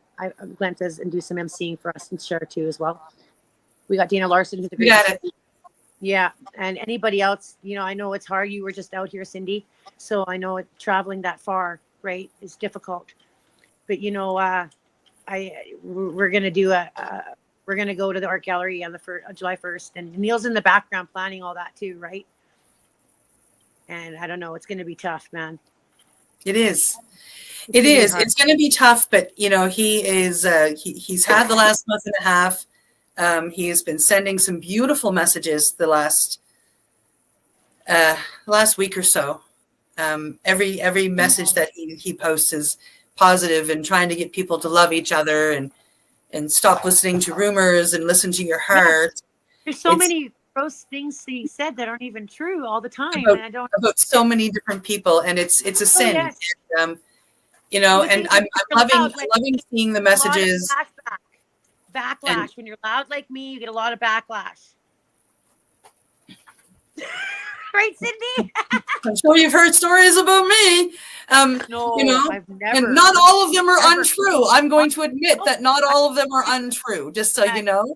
Never heard, and not one bad thing about either of you wonderful people. Oh, I'm sure. I can tell you some. I can tell you the stories. Yeah, me too. No, I haven't. But Neil, we have to pick up the torch and keep it going.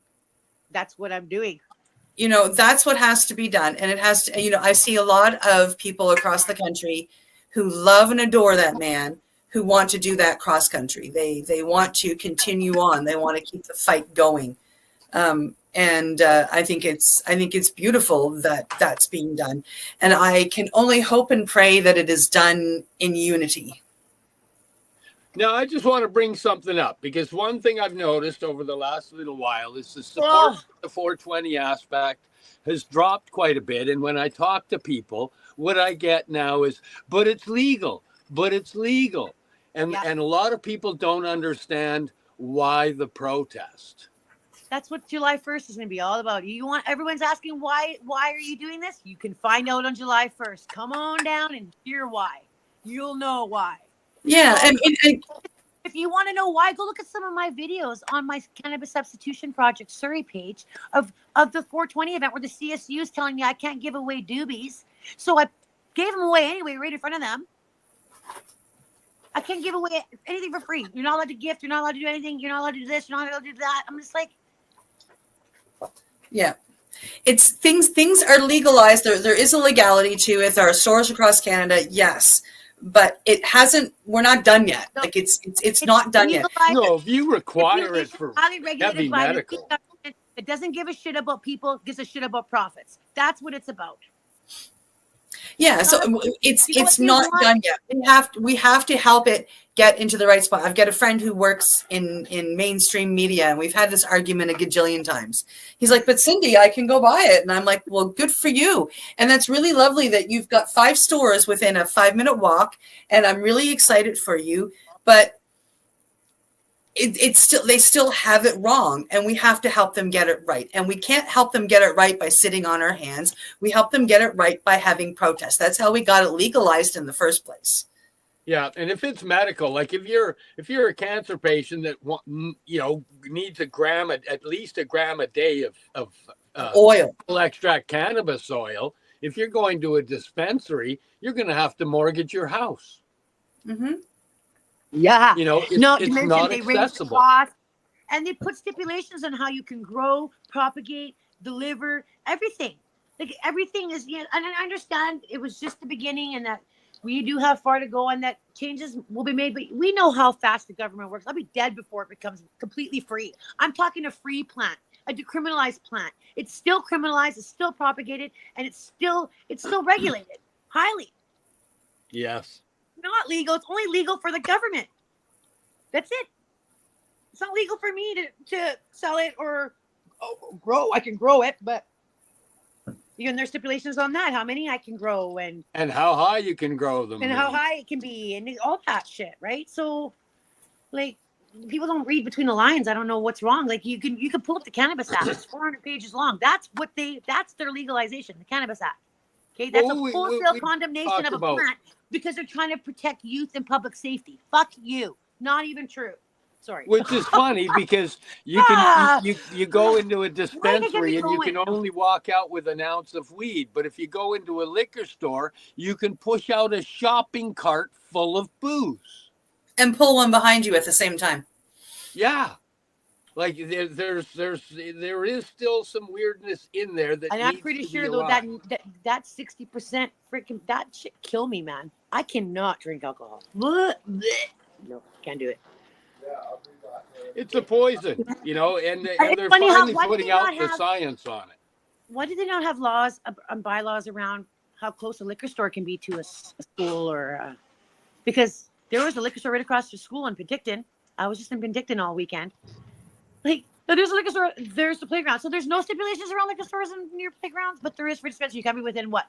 How many miles from a school? Right? Like, I don't get it. Like, why are they treating it like a demon drug like they always have? Look at the commercials from the 50s. Come on, then you'll know the government's a lie. But it's true, though. Remember, we beat straight jackets. We're going to fucking psych ward, right? Yeah, I don't know. Where do you see the cannabis substitution program in 5 years? You know what? I my vision has always been a small shop with a nice sign, cannabis replacement program, substitution project, drop-in center. You come in, low barrier access, you know, which is supported. You know what? If the government would work with me and give me an exemption, you have to use, you can't, this is their thing. If you're going to do this, you need to use licensed marijuana. That's from the government. Okay, fine. Give it to me then. Let me do it then.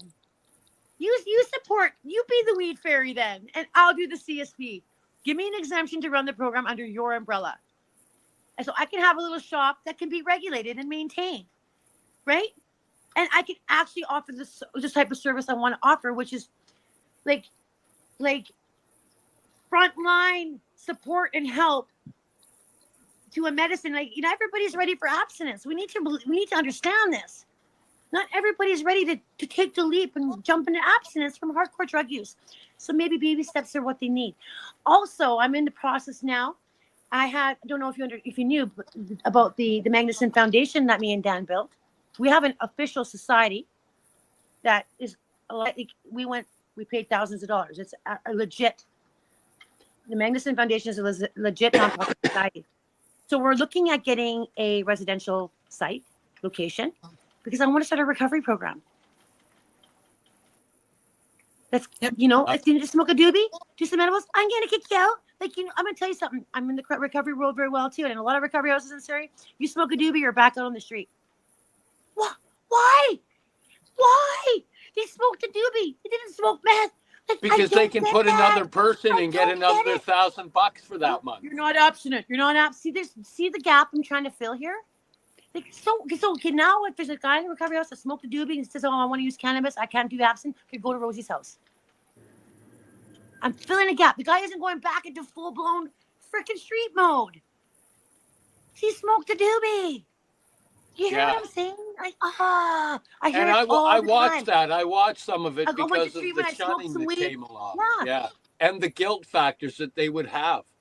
I Mhm. watched Like, it happen. Like they stuck a needle in their arm. It's like, you realize it was a doobie, right? See, I'm such a harm reductionist.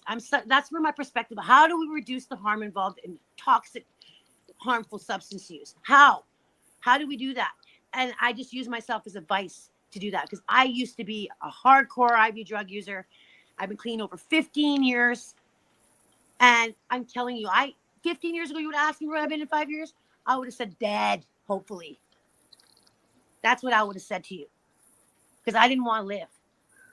So if that didn't tell you how much medical cannabis has saved my life, my perspective, my whole being, I don't know. And I'm not, you know, like people have this view of cannabis, like where we sit around and smoke weed. They know I work full time. I have raising 2 boys. I run a CSP outreach every week. I do all kinds of things, you know. I maintain a household. I have dogs. I have animals. I have a life. I don't just smoke pot and like veg out on my couch all day and eat food, you know. So like even removing those stigmatic, you know, visions people have and perspectives people have is huge for me. Educating people. Like, it's not about getting angry, it's about education, you know. Like, you're obviously not properly notified, right? Or informed.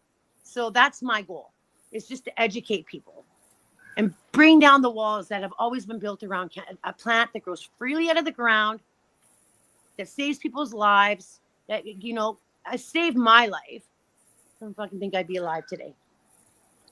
No, I've met quite a few people that it's had a hand that you know, them using that medicine has made their life a lot better and the road a lot less rocky. Yeah, it's trivial, you know, like trivial. And finally, after 6 years of being out of the 12-step program, I've kind of come at peace with it. And I will, you know, I thank a lot of the community and that I've been surrounding myself with, like a lot of you guys, you know, and getting involved and getting my voice heard, because the story is powerful. And that's why I try to share it, because a lot of people have shame. I have no shame. I have no shame telling you I used to dumpster dive for pop cans because I wanted to get unsick. I have no shame in my story. It is what it is. You know, that's not who I am today. And drugs make you desperate, a desperate person, right? So yeah. Yeah. And the things of your past, you know, they just define who you were. The things you do now define who you are. That's right. Or what I did at the time with what I knew how. I say that too. We cope, right? We all have coping mechanisms in life, right? Like we're using healthy coping mechanisms now. Like if I'm mad, I can go for a walk today, not just, you know, suck on a pipe, you know? Or if I'm angry, I can breathe and I can calm down today. I don't have to like use something external to get myself out of that emotion. You know, I can, and then, you know, just, I have so much respect for the plant, like the cannabis plant. I as well, Cindy, you know, have tried using, I've microdosed mushrooms as well. Ashwagandha. I've taken a lot of adaptogen herbs like shagan, reishi mushrooms, lion's mane. I use all those things and I truly believe in them. And I think they're awesome, eh? They're there for a reason. They're put on this earth for us to use. And people have used it since the beginning of time, thousands and thousands of years. Why do you think people used to chew on coca leaf so they could hunt all night? Right? Yep. So it's all about respecting nature. Yeah, you know, like I don't agree. Some people can't use cannabis. It doesn't work for them. It doesn't work for everybody. That's very true. That's okay. The world of billions of people, we're not saying that it will. But if there's someone that and will, there's lots then of hallelujah. plants, right? Huh? There's lots of plants. If that's not the one that's working for you, start trying some of the others. I know I got a lot of people to try out some microdose chocolates, and I've turned a lot of people to those too. They're like, wow, like that like changed, like it changed my whole mood. They say, and I go, yeah, I know. It resets your brain a little bit. It gives you a reset. So if you do a macrodose, you know, I find if I choose to do a macrodose maybe every 3 months because it resets my brain. If I do a macrodose, not a microdose, like a macrodose, like I'm talking like a gram or two, right? Yeah. And it resets my brain into some kind of, I don't know, I can't explain it, you know, maybe, but. Yeah, listen, you don't have to explain it. We understand. Yeah, I haven't tried Kako though. I've not tried that. Oh, well, you should try it. Well, I wish I could. You're all the way on the other side of the frickin' Canada. He's right there. Oh yeah, I guess it could. He serves cacao as well. It's beautiful medicine. Come on, Yeah. you live in the same part of the earth as me, right? I am. We can set up a cacao ceremony. I'll invite you in. Ooh. That would be beautiful. You and it's such a gentle, loving, kind medicine. And I find that the general consensus for most people as they leave the medicine, I talk to them the next day, they are filled with, they explain it as, I just feel unconditional love for everybody and everything. Oh, That's really? that's the effect they're getting. And it's so beautiful. Interesting. Yeah. That's interesting. And Cool. the best part is there's a whole bunch of science behind how good it is for your heart and what it does for your immune system. Really? Yep. Oh yeah. Yeah, it's cacao is a magic food. Powerful herbs and plants that can heal our bodies. I believe our answer to all these shit that's going in our bodies, like cancer, could be prevent. I don't think you can actually. You know, I don't know about getting rid of cancer, but for preventing it, there are ways to do that. Yep. Right. So. Yeah, you got to keep the toxins out of the system. That's. You know, that's the big thing, whether the toxins come from your environment, you're coming in through your ears, your eyes, your lungs, your skin, but you've got something toxic in your environment, and you need to modify it and make some changes. And I tell you, we're programmed to eat a whole lot of shitty food and drink a whole lot of shitty drinks. You know, there's a lot of the stuff that's marketed as good for you. Like, yeah, it's not so good. Not so Just good. like they're selling my kids those prime drinks that have forever chemicals in them. You mean? My Yeah, sons love them. if I'm I let not them- mistaken, I that got- one has cyclocobalamin in it, which is well, taken from I wish cyanide. I would that before I let them drink the fucking thing. That's gross. It forever comes from chemicals in them. cyanide. Yeah, cyclocobalamin. Yeah, it's used in a lot of the energy drinks. Cyanide. Yeah. I told my sons that, and they finally went, "No, I don't want it, Mom." Good.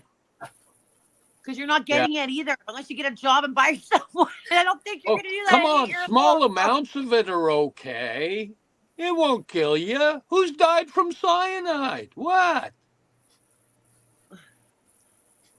Just like processed food, right? How do you think keep food good on the shelves? You got to put alterants in it, right? You know, to keep it shelf life. So like, what is it? It's not food they're using to make it shelf life. It's chemicals and garbage. Like, listen, our fruits and stuff should not look so good. They should be a little bit damaged and, you know, a little bit hurt and a little bit, because they make them look like that by spraying them down and coloring them and whatever the fucking else they do to modify them. If the bugs I'd rather don't eat a want brown to eat banana them, than a freaking, huh? if the What? bugs don't want to eat them, do you really want to eat them? Exactly. That's terrible, man. Gross. Put Whoa. the grocery chain up in one sentence. If the bugs want them, we eat them. But they look Oh. good, and we buy with our eyes. That's exactly. Oh, that's true. It's anything with food. It's a lot about smell, sight, right? That's what attracts us to the food. If the food looks gross, like it looks like a pile of poo, you probably don't want to eat it. You're like, bleh, but it may taste good, maybe chocolate ice cream. But if initially I look at it, I can't eat that. I don't care if it's ice cream. I don't care if it's like golden sugar. I don't want it, right? That's what- Golden sugar. Ah. That was my impersonation of Homer. So I guess I'm going to be on the other TV show today. Which the other one? THC show. The which? The THC show. Me and Dan tonight. Oh. Oh, nice. On Neil's show. That's Because Glenn's been filming for him, so he asked if because he's running out of ideas. So okay, we'll come down and help you. So we'll be on the, That'd be I'm gonna awesome. down there. Yeah. Yeah. Yeah. Hey, if people want to get a hold of you and find out more, or if people want to donate or help you out, how do they get a hold of you? Okay, so there is a website up and running now, the Cannabis Substitution Project.ca is the website. And there is a donate button on the website. If people want to donate, they can scroll to the bottom of the main page. They can kind of look over some of the work we've done, some of the things we're doing. I have a lot of work I'm still doing to the site because I built it myself. I paid for it myself. And I want to put all the divisions of the CSP in there. More history of the Vancouver CSP and how everything came into play. I want to add a lot of other extra things in there. But I'm trying to look for some outside help in getting it strained out, right? Because I want it to be interactive, and I want to put the membership, because there's a membership as well for people who need low barrier access, right? So the Cannabis Substitution Project, is it coming up, Cindy? No, I'm not finding it here. I'll send you the link. Okay. Because yeah, I've been working on it and stuff, and so I did get a site up. Also, like I'm on Facebook. I do a lot of posting, mostly on Facebook. Like the CSP Surrey outreach page is mine. And the CSP Surrey Facebook profile is also just another extension of me, myself, just promoting that, because you need a profile. I needed to create a whole other thing for CSP. Yeah, Facebook is the main one, right? And yeah, there it is. CSP Surrey Outreach. That's the banner we created. Yeah, so you can go here and just click the message button to reach out to her. Yeah, the poster for Cannabis Day is coming on July 1st. And also there's the CSP, the Cannabis Association. Now there's the website. There you go. Combating the opioid crisis. There you go. See, donate now. So you can click and donate. There's this donate button at the bottom as well. I'm working on it. It's getting there. There's also a gallery there, a bunch of shots and stuff, some of the things we do. So Nice. yeah, you can request info to be a member, but there's no like official like sign up, whatever. Yeah, pretty nice. Nice. Good. Yeah, see? There we are. There's the donate link. Yeah. Yay. Not bad for a rookie. I have to be every marketer too, it's hard. Well, hopefully you'll get people working in behind you and coming along with you. Well, when I paid for the site and started working on it, Neil was on board, right? And I said, Neil, how come you don't have a website? And he's like, oh, I've never thought about having a website. I'm like, but I bet you a lot of people look for you online. He's like, oh. So I said, well, I think I'm going to put one together, Neil. And he's like, okay. And so, I wanted his feedback now that he's got sick. I'm just kind of having to, I don't know. I'll go there today and touch base with the crew. And yeah, so you are heading to the hospital to visit Neil when we're done here. Well, I'm going to his shot first and go do the THC show. And then Dan and I are going to go over to the hospital. Okay. And see Neil for a little while. I thought the THC show was right because in Vancouver. No, it's about cannabis culture. He posts. It's called the THC show, but he usually does it off of the cannabis culture page. Yeah, and that's at 4. You guys start at 4:00 your time, correct? Yeah. Yeah. Right. Oh, so you're by then, is it like 9, 10 o'clock there? Yeah. Yeah, it's much later here. Yeah, I'm 4 hours ahead of you guys. Oh yeah, that's right. Yeah. But when you go see Neil later on, please take love from both of us here, all of us here, not just both of us, but all of us here. He's a big influence in this natural medicine world, and we love him dearly. He's been my mentor. Yeah. Especially when it comes to this program, this harm reduction program, laying it out and the vision and the mission he had, and creating the Magnuson Foundation. He's not going anywhere in vain, and we're gonna have a society. It's already built. It's just a matter of getting the mortar and bricks put together, and really being able to do the work Neil always wanted to do.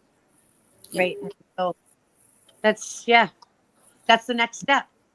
Okay. We are at that time. So is there any last little bit that you would like to share or say before we go? No, I think I'm good. I just want to say thank you for inviting me on the show. I appreciate you guys giving me a platform to share. Thank you. Thank you for coming on. Yeah, no, that's really awesome. I really appreciate that. And I look forward to getting to know you guys better as we move down through this journey together. And I'm sure I'll see you again soon, Cindy. Right? Oh, absolutely. Yeah. We're already planning 420 next year. Nice. Of course. Hopefully, you guys were planning 420 next year before 420 this year was over. The mayor's already programming how to block you from 420 next year. Oh, what are we gonna do with the art gallery? She's coming back. We know it. But she's not going anywhere. Oh, that redhead. Oh yeah, I'm coming. You will see me a mile away. Oh, in the crowd of thousands of people, all you see is the red hair. Hey. Yeah. Okay. On that note, it's that time again. So thank you for joining us here. Thank you, Rosie. Thanks for being with us on the Mushy Moment with myself and my awesome co-host, Cindy. And we're proud to be coming to you live from paceradio.net and streaming everywhere. I even learned you can find us on Spotify. Oh, that was cool. Do that again. I have no idea what I did. I don't know, but that was cool. That was. I thought you did it. No. Wow. Okay, well, Interesting. we should go. Okay. Bye, everybody. Bye. You're listening to the Pace Radio Network here at paceradio.net. The opinions of the individuals during this broadcast are their own, and may not be the opinions of their group or other organizations they may be involved with. All medical advice during our broadcast is not a medical opinion and should be checked with your medical physician. When you have a pain that's reached its peak, Legacy for 20, it's so unique. If organic cannabis is what you seek, here's your trusted partner 7 days a week. Suppository salves, vapes and drops, topicals, edibles, infused pop. Just when life seems like it ain't easy, at Legacy 420, enjoy a pop freezy. Lab tested products, make them the GOAT. Legacy 420 out on your road. Legacy 420 in Tyndonega Mohawk territory. Indigenous organic cannabis at its finest. Enjoy the buzz of legalization with Campbellford Lifestyle Shop. From lights to plant nutrients, books, consumption accessories, and more, we've got all your basics to grow or consume cannabis. Visit our info center or take a look at our piercing services and body jewelry, now available in-store through Campbellford Lifestyle Shop, 17 Bridge Street West, Campbellford. Limestone City Hydroponics is Kingston, Ontario's hydroponics shop. Take your growing to the next level and create the optimal environment with a tent kit, or maximize your yield with an ebb and flow flood table kit. Either way, Limestone City Hydroponics has more sizes and options to fit your needs. Are you looking for the power of the sun that adapts to your budget? Then look no further, as they have professional grow lighting. They have indoor grow systems that are easy and cost effective, with many options to fit your living space and lifestyle. Cultivate your growing potential. We have everything you need to succeed. And if you can't make it to the store, they offer local delivery to the greater Kingston area. Remember, when you're looking for experts to help you grow, then look no further than the locally owned Limestone City Hydroponics, 105 Sunderland Drive in Kingston, Ontario. Call them at 613-548-0420. We are people advocating cannabis education here at paceradio.net. Pace Radio Network, created by patients, for patients, and for those who need to know.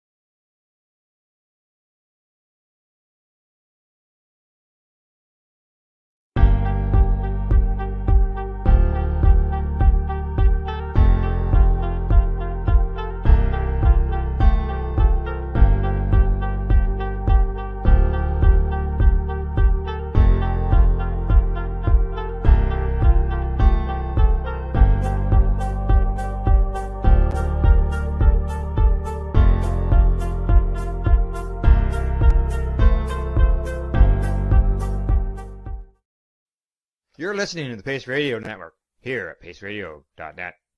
The views expressed by the individuals during this broadcast are their own opinions, and they may not be the same as those of their group or other organizations they may be involved with. Hey. I am just answering something. Oops. Somebody's asking about Jeep trails, but I don't know about Jeep trails, but somebody I know does. So I'm going to just tag them.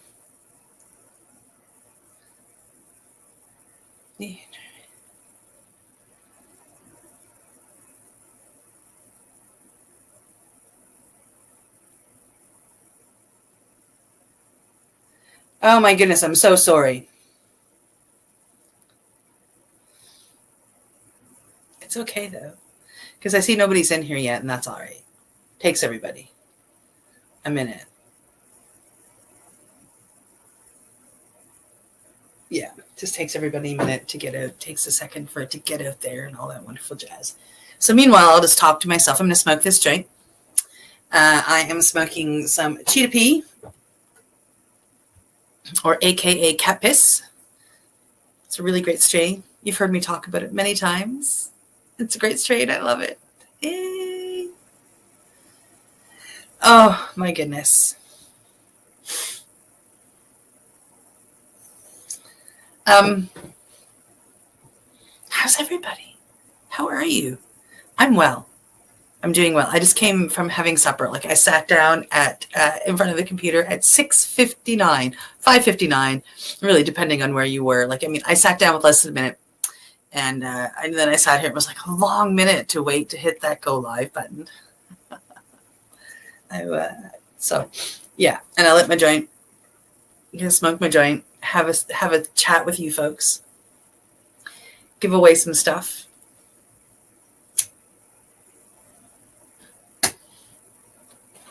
So I'm wearing the wrong earrings. My plan was to wear other earrings tonight, and I don't know what I did with them. I don't know where they are. I had them right here. I literally had this pair of earrings that I was going to put on right here that my friend Lisa gave me. She gave me a few pairs, and she gave another friend a few pairs. And the other friend doesn't wear earrings. So the other friend gave her pairs to me, and I gave away those 3 pairs. The last one goes tonight here. But I wanted to wear one of my pairs. Actually, I have 4 pairs that I kept and 3 pairs that I gave away. They are these amazing cannabis teardrop earrings. Look at that. I love them. I love them. So I wanted to wear mine tonight because I haven't worn a pair of them yet. My other ones, I don't know what I did with them. These are the ones I kept out to wear. So these are the ones you get to see. Just these ones.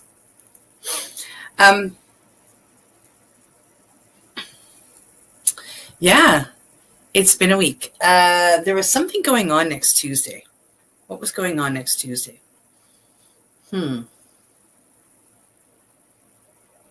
Right. I probably won't be here next Tuesday. My dad has to go in for checkups once every 6 months to every 6 to 8 months, really, to check out where he had cancer at one point in time. So they go in to check once in a while to make sure it hasn't come back yet. So next Tuesday is that day. I have to message that to Al later, unless you're watching, Al. Yeah, but I'll message you later. So I'm kind of hoping to play a replay on Mushy Moment, and then this show will just be postponed till the next week. I'm sure everybody understands that this is something important that I need to go do. I am his designated driver, because of course they put him out, give him anesthetic. He's not legal to drive, so I got to go look after him. Yeah. So I will not be available next Tuesday, but that's okay. Oh, look. Yeah. So I was lucky enough to get tickets to. I mean, like I'm not a fan of rap music, really. I know a few names in the whole rap music world. Snoop Dogg is definitely one of them. When I was in my 20s and 30s, I mean, Snoop's not that much older than me. He was really coming out as a star. He had this persona, this facade that they gave him to have. Thank you. And you know, and that whole bit. And, you know, he was known as this crazy drug using, whatever. And, you know, like I wasn't really into rap, but I mean, he was always in the headlines. You were always hearing something about him. So I knew who he was. I knew some of the songs. I did go clubbing a lot back in those days. So, I mean, some of his songs were played there, you know, Snoop Doggy Dogg, Snoop. Don't make me sing. So, yeah, it, you know, I know who he is. Eminem's another one that I know. And then a few around Eminem, like Dr. Dre. Yeah, so I know a few names. But Snoop Dogg is definitely one of them. He was one of the biggest ones. So I got tickets to go to the concert. I'm going to know like 1/1,000,000th of the songs. I'll probably know like 2 songs that he plays. And that'll be it. But I'm going, and I'm going for nostalgic reasons. It should be a blast. I'm actually taking my daughter. And then we just announced today there's an after party after the show at one of the local taverns, and you know, apparently Snoop Dogg is going to be there along with the 3 main members of the Trailer Park Boys. So it's just like, oh man, I should check in to get tickets for that. Those tickets are almost twice as much as what I paid for the concert tickets. So as much as I would like to go and, you know, keep the nostalgia going, yeah, no. But that's okay. I'm sure it'll be fun for the people that do go. Absolutely. I'd be shocked if it wasn't. Hey, JJ, how are you? Well, you know what I haven't done yet? Here I am talking to you guys, and I haven't even filled out the wheel yet with the names. But that's okay, because I can do that while I'm chatting with you guys. So this weekend coming up, my grandchildren, they are both in cheerleading. And so this weekend coming up is their year-end extravaganza. I'm super, super, super excited. I get to go watch them and cheer them on. It's not a competition, but it is for fun. And they get to do their cheers for everybody. I'm super excited. So now I'm just typing out names onto the thing. I could put this live. You guys could watch me do this, right? It's not really that exciting. I did get all of the packages together, by the way, and I will get them. They're not in the mail. I tried to send them off with my dad, but he forgot them this morning. So I am heading out tomorrow, and I will get them off in the mail. Oh, look, Amy hasn't really been in one before. JACINTHE. Guess who I'm doing? That was JJ. Sorry, guys. But I've got it done. It's all done. I'm super impressed. Whew. So I apologize. I should have had that done, but I was cooking and then I was eating. And like I said, I sat down with like a whole minute to spare. And I totally forgot about getting that done. So my apologies. My apologies. Hey, Dee, how are you? Oh, things are great. Aww. Aww. Yay. Leona's going to go visit JJ. Yay. I wish I was going to be there. That would be so awesome. You know, that would be really cool. I'm coming up. Well, I'm going to go as far as New Brunswick. I'm hoping in the middle of June.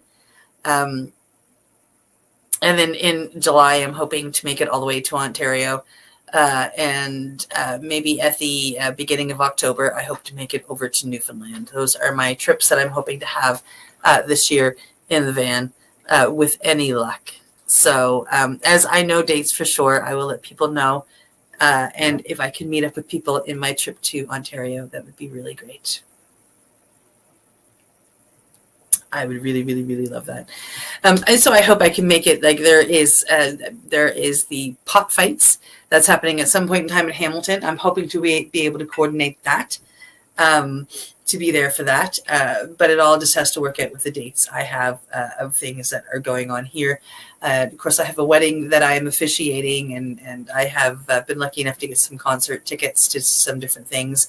And my daughter's birthday is right in the middle of the whole thing. So I definitely want to make sure that I'm here for certain things and travel in between them. Oh, I can't wait to see you, Leona. Yeah. Hopefully we can, hang out a little bit longer this time. Maybe have a campfire, smoke some joints. I think it'll be awesome. I'm not going to stay in the scary part of town. I was staying right in the middle of everything last year. When I say that, and I found it hard when I was traveling across Canada because I wasn't sure how cities were set up. But I was very close to the area where a lot of people were suffering, and it was. I don't want to get into that because it's sad, but my travel across Canada was very eye-opening from that point of view. There wasn't an area I was in that wasn't afflicted by what is going on right now, and that's for sure. So I'm going to relight my joint because I talked it out. And I'm hoping that my friend Sue gets back to me because I would really like to go after this is over. I've not done any studying today. I took today off studying. But I'm hoping that after the podcast, my friend wants to go for a cup of tea and we can go sit by the waterfront and enjoy tea and tokes and chats. And I think it would be really great. It would be nice.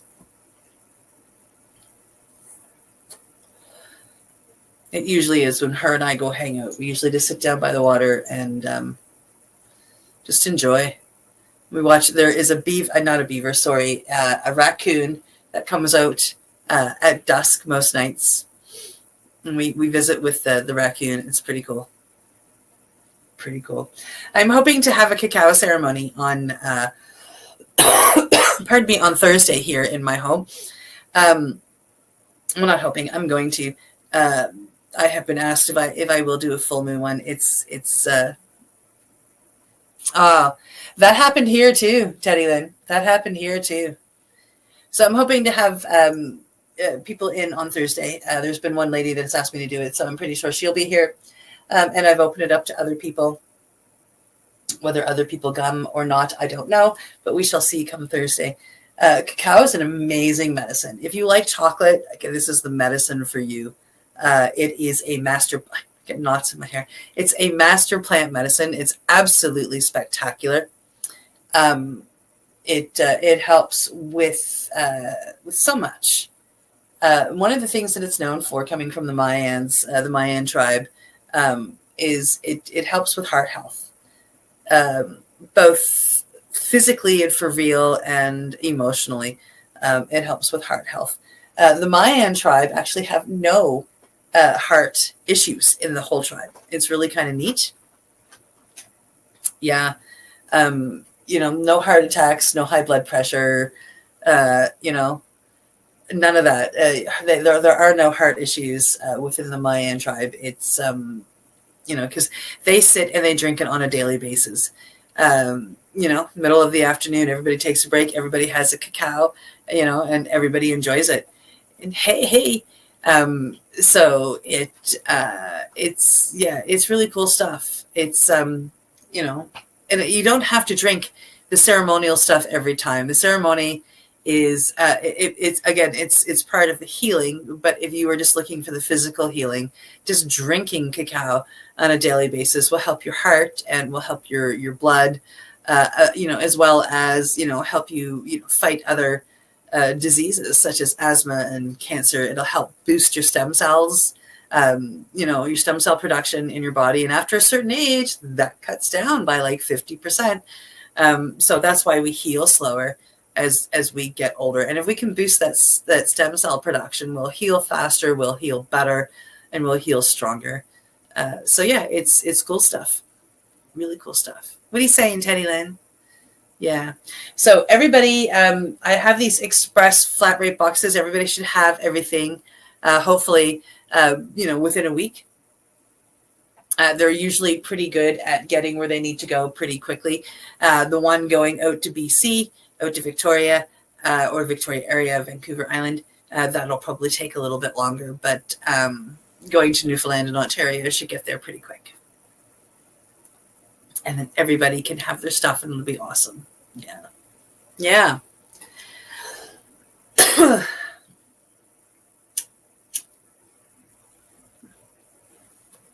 talk it out. Being the host of the show, I tend to do that. I'll have to relight this thing like 20 gajillion times. The dreads are coming out just temporarily. You've got to take them out once in a while, and I've got to put them through a detox bath. And then, hey, Jeff, how are you? And then, then I have to do the same thing with my natural hair, and then I'll have them braided back in.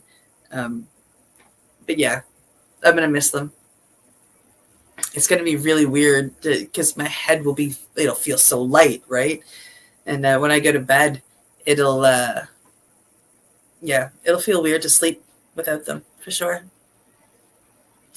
But it must be done once in a while. Take them out, detox them. Yeah, it's that time of day. What time is it out there? It's like 3:15, almost 20 after 3. 4:20 is coming up, my friend. For those folks out in BC, it sure is.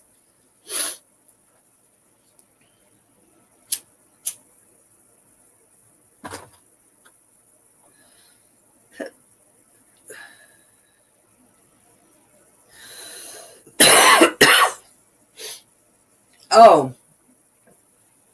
Well, look, I went silent for like no apparent reason.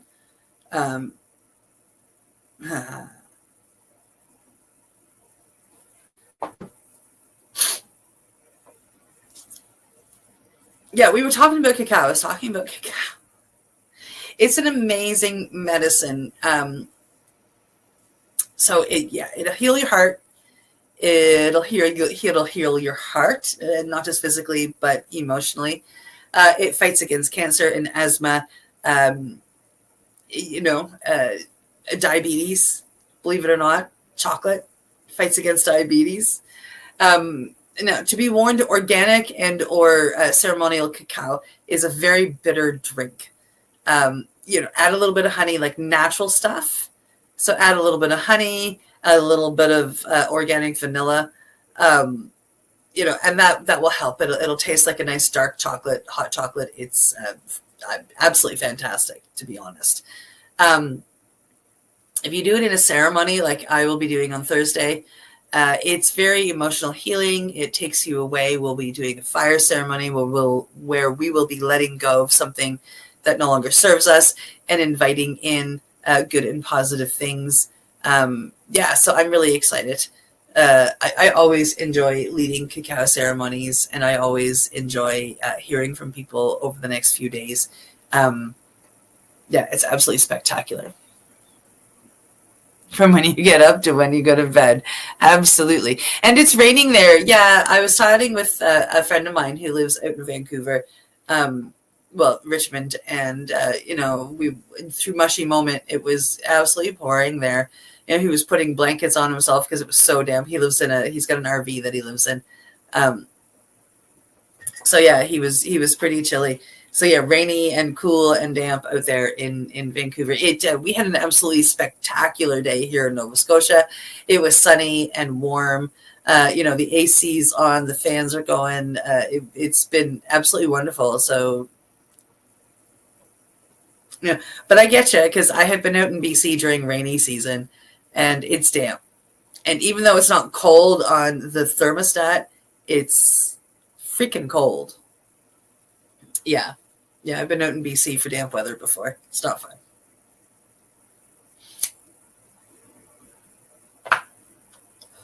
Been there, done that. The next time I come out, I would really like to go to the Vancouver Zoo. And I was at the aquarium. The aquarium is impressive.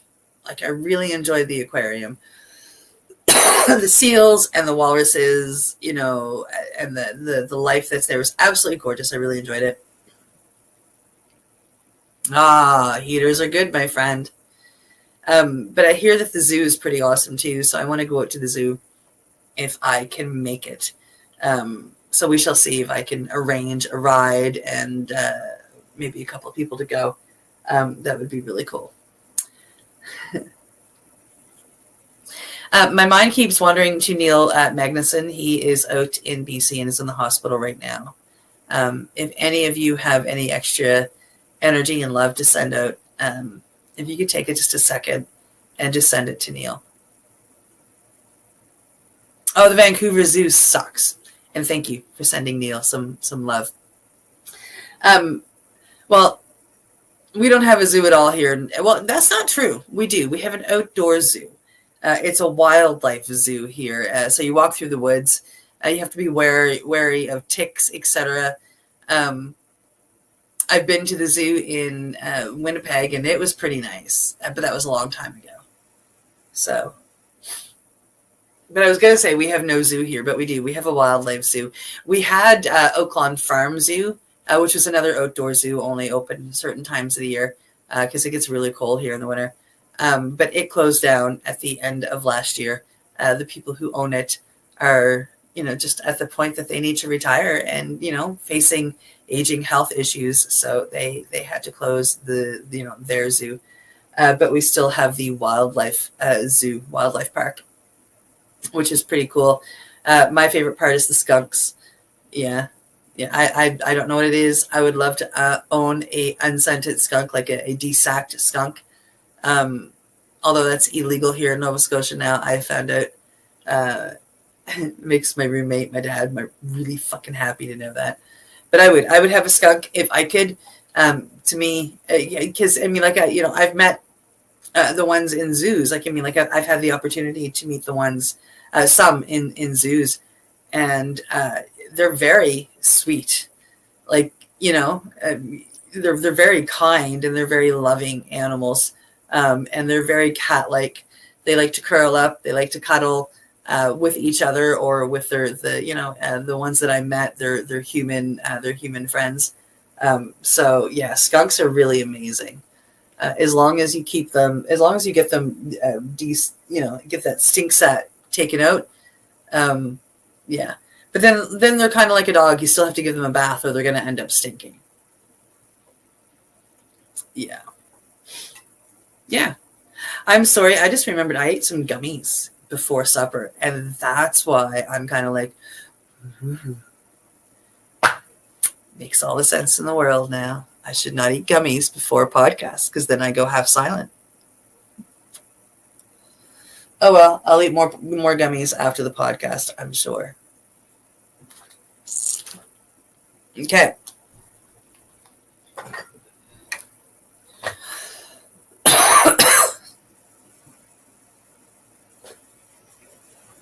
I'm pulling this out. Okay. So we have some teardrop earrings like mine.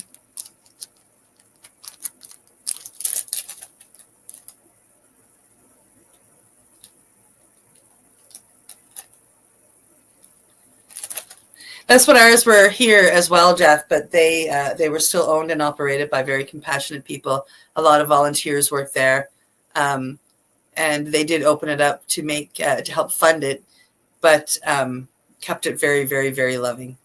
And they had early hours, they had closed months, and yet but they still, they were also. I'm very sad to see the one that closed because there are very few zoos like that around.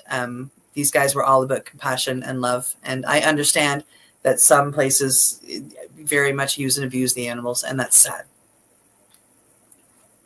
Hey, Judy, how are you?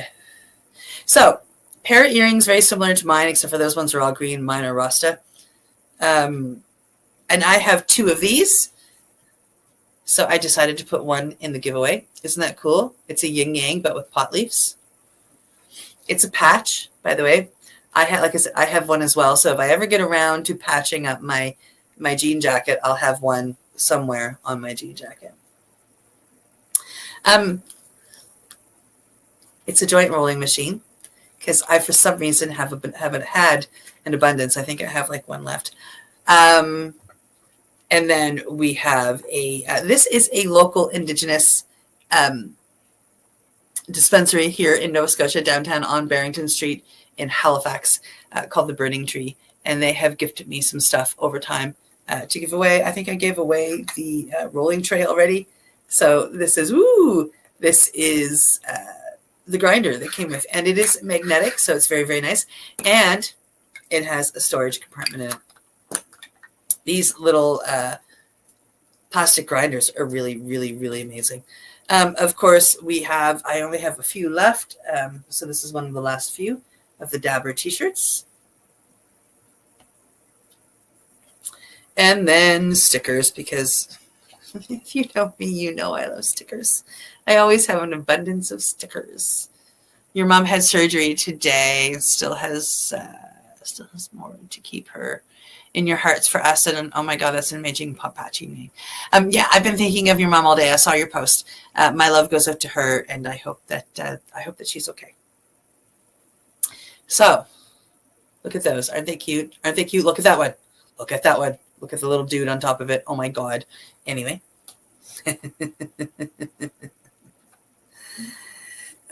Yeah, okay, so I'm told you sometimes I can be foolish. A couple of cannabis stickers.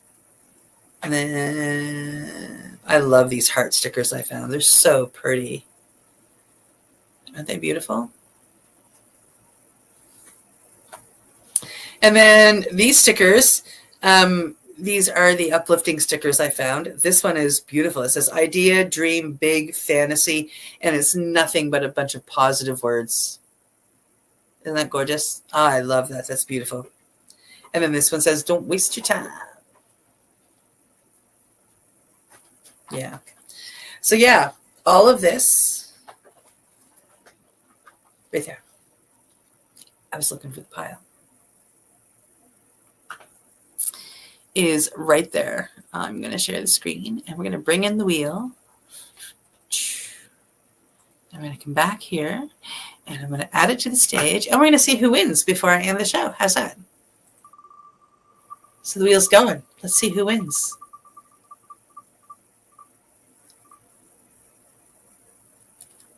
Teddy Lynn. Congratulations, Teddy Lynn. Yeah. Okay, so I have to get another box and get that off to you. I'm not promising it's going to be fast. You know me; it's never fast. But you do get your stuff, and I'm going to get it to the mail tomorrow. I'm going to drop off the boxes that are ready. I'm going to get the new box for you, Teddy Lynn, and then I'm going to get it off. Hopefully get this off in the next, by the end of the week. Keep your fingers crossed. Keep your fingers crossed. I can do it. With that being said, I'd like to thank you for coming. Thank you to our sponsors, Limestone Hydroponics, Campbellford Lifestyle Shop, and Legacy 420. I'd like to wish all of you a happy, happy, happy evening. Say thank you very much. I will not be in on Monday with Al doing the news. I have a second dental surgery. This one's not an emergency one though, but I would like to get it over and done with. So that is happening on Monday for me. I will be back. I won't be back on Tuesday because I am helping my dad get to his surgery. So you won't see me for a couple of weeks, but take care and have a great night. Yes, I will, because I won't see you guys and chat with you until afterwards. That's right. That's right. Okay, folks. Thank you so much. Let me get to the right buttons here because I didn't prepare myself. Thank you so much for joining me. Congratulations, Teddy Lynn. I'll get that off ASAP. I absolutely adore you all. I love you all. And I will chat with you all very, very soon. Bye. You're listening to the Pace Radio Network here at paceradio.net. The opinions of the individuals during this broadcast are their own, and may not be the opinions of their group or other organizations they may be involved with. All medical advice during our broadcast is not a medical opinion and should be checked with your medical physician. When you have a pain that's reached its peak, Legacy for 20, it's so unique. If organic cannabis is what you seek, here's your trusted partner 7 days a week. Suppository salves, vapes and drops, topicals, edibles, infused pop. Just when life seems like it ain't easy, at Legacy 420, enjoy a pop freezy. Lab tested products, make them the GOAT. Legacy 420 out on your road. Legacy 420 in Tyendinaga Mohawk territory. Indigenous organic cannabis at its finest. Enjoy the buzz of legalization with Campbellford Lifestyle Shop. From lights to plant nutrients, books, consumption accessories, and more, we've got all your basics to grow or consume cannabis. Visit our info center or take a look at our piercing services and body jewelry, now available in-store through Campbellford Lifestyle Shop, 17 Bridge Street West, Campbellford. Limestone City Hydroponics is Kingston, Ontario's hydroponics shop. Take your growing to the next level and create the optimal environment with a tent kit, or maximize your yield with an ebb and flow flood table kit. Either way, Limestone City Hydroponics has more sizes and options to fit your needs. Are you looking for the power of the sun that adapts to your budget? Then look no further, as they have professional grow lighting. They have indoor grow systems that are easy and cost effective, with many options to fit your living space and lifestyle. Cultivate your growing potential. We have everything you need to succeed. And if you can't make it to the store, they offer local delivery to the greater Kingston area. Remember, when you're looking for experts to help you grow, then look no further than the locally owned Limestone City Hydroponics, 105 Sunderland Drive in Kingston, Ontario. Call them at 613-548-0420. We are people advocating cannabis education here at paceradio.net.